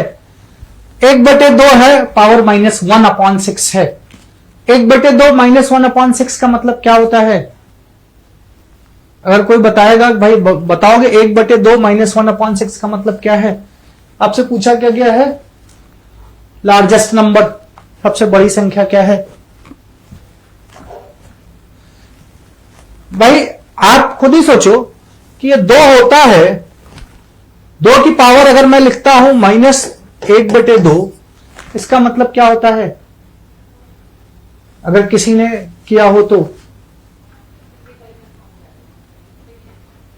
कोई बताएगा। 2 की पावर -1/2 आप लिखते हो, इसका मतलब क्या होता है। नीरज 64, ठीक है बेटा, वो ठीक है। तो मैं इसको सिंपल सा लिख ले रहा हूं ये कुछ नहीं है, ये आपका 2 की पावर 6 है। ये आपका कुछ नहीं है, ये आपका 3 की पावर 3 है। सॉरी, ये 1/4 था, ठीक है, ये 1/4 था यहां पर। ये आपका 4 की पावर 3 है, ये 2 की पावर 6, ये आपका 4 की पावर 3, यहां पर ये अपॉन में माइनस है तो ये आपका 3 की पावर 4 और ये आपका 6 की पावर 2। 2 की पावर 6 आप निकालोगे ये आपका 64, 4 की पावर 3 आप निकालोगे ये आपका 64, 6 की पावर 2 आपका 36 और 3 की पावर 4 आपका 81। सबसे बड़ी संख्या पूछी गई है तो ऑब्वियसली आप देखो सबसे बड़ी संख्या क्या है, ये दोनों बराबर हैं, ये सबसे छोटी है, ये सबसे बड़ी है, तो 1/3 की पावर -1/4। ठीक है, क्लियर हो रहा है? ठीक है बेटा, वो 1/2 होता है SBIPO, 1/√2, हाँ 1/√2 आपका ठीक है। तो वो चीज आपका होता है कि सेम चीज ये है, ये आपका 1/√2 होता है, तो √2 को ही तो ये जो √2 आप लिखते हो यही तो जनरली हम क्या करते हैं, ये रूट हटाने के बाद में -1/2 लिख देते हैं। तो इसको अगर मैं बराबर करूंगा, मैं पावर 6 करूंगा तो ये वैल्यू आपस में बराबर हो जाएंगी। तो 2 की पावर 6 आपका 64, 4 की पावर 3 आपका 64, ये बराबर हो गई, 3 की पावर 4 81 और आपका लास्ट में 6 की पावर 2। तो सबसे बड़ा क्या है आपका सी ऑप्शन। ठीक है, फर्दर मूव करते हैं नेक्स्ट क्वेश्चन पे।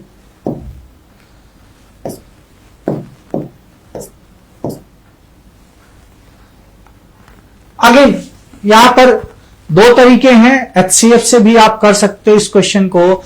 कहा गया अधिकतम लंबाई x क्या होगी जिससे कि 3.5 मीटर और 8 सही 3/4 मीटर x के पूर्णांक गुणज हों।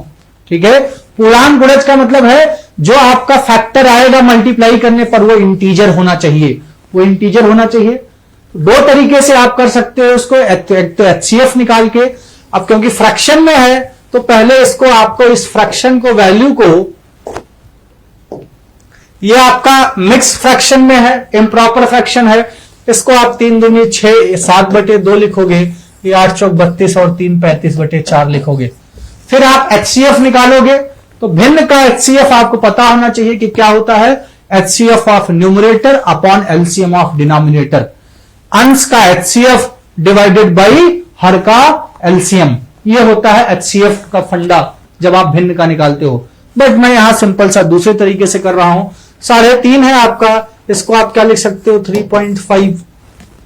8 सही 3/4 है, इसको क्या लिख सकते हो, इसको आप 8.75।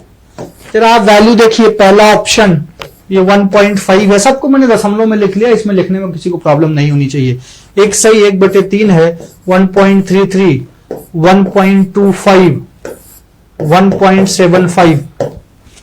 अब आप देखो आपका यहां पर 1.5 ये आपका दिया हुआ है और ये 3.5 है। क्या 1.5 से 3.5 डायरेक्टली कटेगा? डायरेक्टली कटने का मतलब क्या है कि भाई 1.5 कम 1, 1.5 दूनी 3, 1.5 3 4.5, 1.5 1 जा 1.5, 1.5 2 जा 3, 1.5 3 जा 4.5। तो अगर 1.5 की टेबल आप पढ़ रहे हो, क्या 3.5 आ रहा है? आप कहोगे नहीं आएगा, तो ये ऑप्शन नहीं होगा। सेम चीज 1.33 की टेबल में भी नहीं आएगा। 1.25 की टेबल आप पढ़ोगे तो आपको 2.5 फिर 3.75 मिलेगा, अगेन 3.5 नहीं मिलेगा। वैल्यू क्या मिलती है 1.75। आप यहां से कहोगे ये आपका मल्टीप्लाइड बाई 2 है, 2 टाइम्स 3.5, इसको आप कहोगे ये मल्टीप्लाइड बाई आपका 5 है, 1.75 5 जा 8.75, तो ये आपका आंसर हो गया। HCF से आपका ये लेंदी पड़ता है। ठीक है, HCF आपका लेंदी पड़ता है। और अगेन जब बेसिक आपको है आसानी से हो सकता है तो उसको आप क्यों डिफिकल्ट बना। फर्दर मूव करते हैं नेक्स्ट क्वेश्चन पे।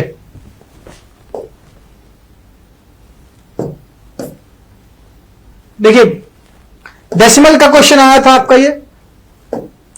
अगेन कभी आपका इससे पहले यूपीएससी में आपका क्वेश्चन यहां से नहीं पूछा गया। ठीक है, तो आपका जो रिकरिंग डेसिमल टू फ्रैक्शन वाला है, ये भी आप एक कह लीजिए कि एक छोटा सा कॉन्सेप्ट है जो आपका नेक्स्ट ईयर से आपको पढ़ना पड़ेगा। अभी तक नहीं पढ़ाया जाता था, बट आपका डेसिमल फ्रैक्शन वाला जो सिस्टम है वो आपको पढ़ना पड़ेगा। कहा गया है कि 1.27272727। अब 1.2727 ये आपका रिकरिंग है, ये आपका बार बार आ रहा है, तो आपको पता है कि अगर ये रिकरिंग होता है तो इसको हम क्या लिख सकते हैं, 1.27 बार। बार सिस्टम है डेसिमल का, तो 27 के ऊपर हमने बार लगा दिया। इसको जो फ्रैक्शन में नीचे क्या लिखा हुआ है, इसको फ्रैक्शन में ही तो कन्वर्ट किया गया है, तो इसको अगर फ्रैक्शन में कन्वर्ट करना है, भिन्न में कन्वर्ट करना है, तो अगेन जिनको पढ़ा है उनको आइडिया है, जिन्हें नहीं पढ़ा है सिंपल सा पेपर डिस्कशन है, तो आपको बहुत टेंशन लेने की जरूरत नहीं है कि हमको नहीं आता है या जो कुछ भी है। जितनी वैल्यू पे बार होता है, 2 वैल्यू पे यहां पर 2 अंकों पर बार है, दशमलव के बाद ही बार रहेगा, तो जितने अंकों पर बार है यहां नीचे उतने 9 आ जाते हैं। तो 2 अंकों पर बार है तो 2 9 आ गए। इसका कारण भी है, तो 2 9 आ गए यहां पर। दशमलव के बाद और कोई संख्या नहीं है। अगर कोई ऐसी संख्या होती कि जिसके ऊपर बार नहीं लगा होता दशमलव के बाद, दशमलव के पहले के लिए नीचे कुछ नहीं करते हैं, दशमलव के ऊपर आपका दशमलव के बाद जो है जितने पे बार है उसके लिए 9, जितने पे बार नहीं है उसके लिए 0, अगर होता तो उसके लिए 0, लेकिन वैसा है नहीं। ऊपर क्या करेंगे, ये दशमलव और बार के लिए हमने ऑलरेडी नीचे 99 लिख लिया, तो ऊपर 127, एक के लिए हमने कुछ नहीं किया था इसलिए एक वो घटा दिया, तो 127 माइनस 1 ये आपका हो गया 126 डिवाइडेड बाई 99। अगर आप देखोगे 9 से वो भी कटेगा, 9 से ये भी कटेगा, ये आपका हो गया 9 1 कम 9 और 3 बचेगा, 9 चौक 36 और ये आपका 11, तो ये आपका हो गया 14/11। मिक्स्ड फ्रैक्शन में, मिक्स्ड फ्रैक्शन नीरज कभी भी डायरेक्ट कैलकुलेट नहीं होता है। मिक्स्ड फ्रैक्शन को हमेशा आपको सिंपल फ्रैक्शन करके, किसी भी टॉपिक में मिक्स्ड फ्रैक्शन आप डायरेक्ट सॉल्व नहीं कर सकते हो, उसको पहले सिंपल फ्रैक्शन में कन्वर्ट करने पड़ेगा, फिर आगे कहानी बनेगी। तो मिक्स्ड फ्रैक्शन जब भी आपको दिया जाता है वो केवल एक स्टेप आपके लिए बढ़ाने के लिए दिया जाता है। जब भी किसी क्वेश्चन को आप सॉल्व करते हो तो जो आपका बेसिक आंसर आता है वो सिंपल फ्रैक्शन में आता है।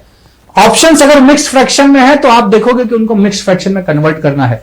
तो डायरेक्ट मिक्स्ड फ्रैक्शन से आप एलसीएम और एचसीएफ नहीं निकाल सकते हो, फर्दर आपको क्या करना पड़ता है, मिक्स्ड फ्रैक्शन को सिंपल फ्रैक्शन, देन आप एलसीएम और एचसीएफ का जो बेसिक फार्मूला है फ्रैक्शन का, अगर वो नहीं पता है तो वो आपका सिंपल सा है कि किसी भी फ्रैक्शन का अगर आप एचसीएफ निकाल रहे हो, फ्रैक्शन का एचसीएफ अगर निकाल रहे हो तो एचसीएफ ऑफ न्यूमरेटर जो आपका अंश है उसका एचसीएफ और एलसीएम ऑफ डिनोमिनेटर, हर का एलसीएम, ये एचसीएफ होता है। एलसीएम में जस्ट अपोजिट हो जाता है, जब एलसीएम निकाल रहे हो तो एलसीएम ऑफ न्यूमरेटर अंश का LCM upon HCF of denominator, ये आपका हो जाता है। ठीक है, ये फ्रैक्शन का सिनारियो है एलसीएम और एचसीएफ का, इस क्वेश्चन से मतलब नहीं है, ये पिछले वाले क्वेश्चन की कहानी थी। ठीक है, ये पिछले वाले क्वेश्चन की कहानी थी। बात क्लियर हो रही है? फर्दर मूव कर रहे हैं नेक्स्ट क्वेश्चन पे, जो कि लास्ट क्वेश्चन होगा आज का। देखिए, ये अगेन आपका क्वेश्चन दिया गया है कि 2 3 4 5 6 3 4 5 6 से विभाजित करने पर 2 शेषफल बचे। 3 4 5 और 6 से विभाजित करने पर 2 जो है वो आपका शेषफल बचता है। बहुत सारे लोगों को ये क्वेश्चन पता होगा, इसमें दिक्कत नहीं होनी चाहिए। इसमें करते क्या है भाई, एलसीएम निकालते हैं हम किसका, जो संख्याएं दी हुई हैं और 2 हम जोड़ देते हैं। बट यहां पर आपका एडिशन है, क्या एडिशन है कि आपकी 4 अंकों की सबसे छोटी संख्या, तो एलसीएम आप निकालोगे किसका, 2 3 4 5 6 का। एलसीएम में डायरेक्ट लिख दूं, 3 4 और 5 6 का जो एलसीएम होगा वो आपका 60 होगा, क्योंकि 4 अंकों की सबसे छोटी संख्या पूछी गई है। तो जब भी आपका 60 आपका एलसीएम आ गया तो एलसीएम में आप 2 जोड़ दोगे, तो जब भी आपका 2 रिमाइंडर लाना है तो इसको हम 60k + 2 लिख देते हैं। जो भी रिमाइंडर लाना है वो डिपेंड करेगा संख्याएं क्या दी हुई हैं। अब अगर 2 अंकों का पूछा गया है तो k की वैल्यू क्या रखी जाए, 3 अंकों का पूछा गया है तो k की वैल्यू क्या रखी जाए, 4 अंकों का पूछा गया है तो k की वैल्यू क्या रखी जाए।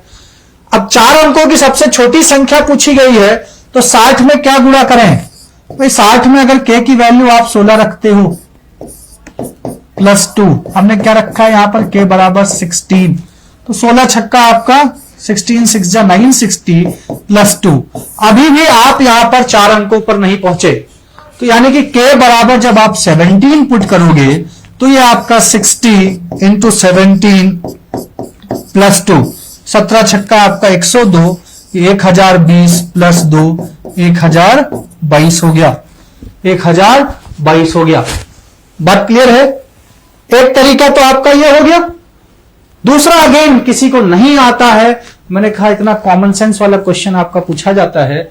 आपने पहली वैल्यू उठाई 1012, अगर 3 4 5 6 की डिविजिबिलिटी आपको पता है तो आप देखोगे हमें जब 1012 को 3 4 5 6 में से किसी से भाग करेंगे तो हमें शेषफल 2 मिलना चाहिए। तो देखो 1012 अगर 4 से भाग करोगे, अगर 4 की भाजकता किसी को पता है, डिविजिबिलिटी पता है, तो कहा गया है आखिरी के 2 अंक अगर 4 से डिविजिबल है तो संख्या 4 से डिविजिबल होगी। तो यहां आखिरी के 2 अंक 12 है, यह संख्या ही 4 से डिविजिबल है, तो यहां तो शेषफल 4 से डिवाइड करने पर कुछ मिलेगा ही नहीं, तो यह हमारा आंसर ही नहीं है। जब आप 1122 देखते हो तो ये 3 से पूरी तरीके से डिविजिबल है। 3 की डिविजिबिलिटी क्या है कि 1 1 2 2 4 2 6 अंकों का योग अगर 3 से विभाजित होगा तो संख्या 3 से विभाजित होगी। यहां देखिए 1 1 2 2 4 और 2 6 अंकों का योग 6 है, तो संख्या आपकी 3 से विभाजित है, ये 3 से विभाजित होगी पूरी तरीके से, तो शेषफल तो आएगा ही नहीं। 2 ही ऑप्शन आपके पास बचे हैं। ठीक है, अब आप यहां 3 4 5 और 6 आप लगा के चेक कर सकते हो चीजों को।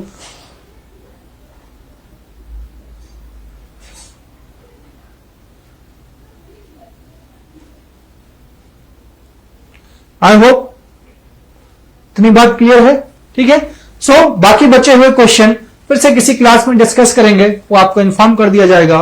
तब तक के लिए यह है कि एक बेसिक आइडिया जो इस बार क्वेश्चन आपके पूछे गए थे वहां से आपको मिल गया है, अब आपको कोई दिक्कत नहीं होगी। ठीक है, हाँ एलिमिनेट करके सॉल्व हो जाएगा, आप दोनों में से कोई भी तरीका आप यूज कर सकते हैं। Okay, thank you, all the best.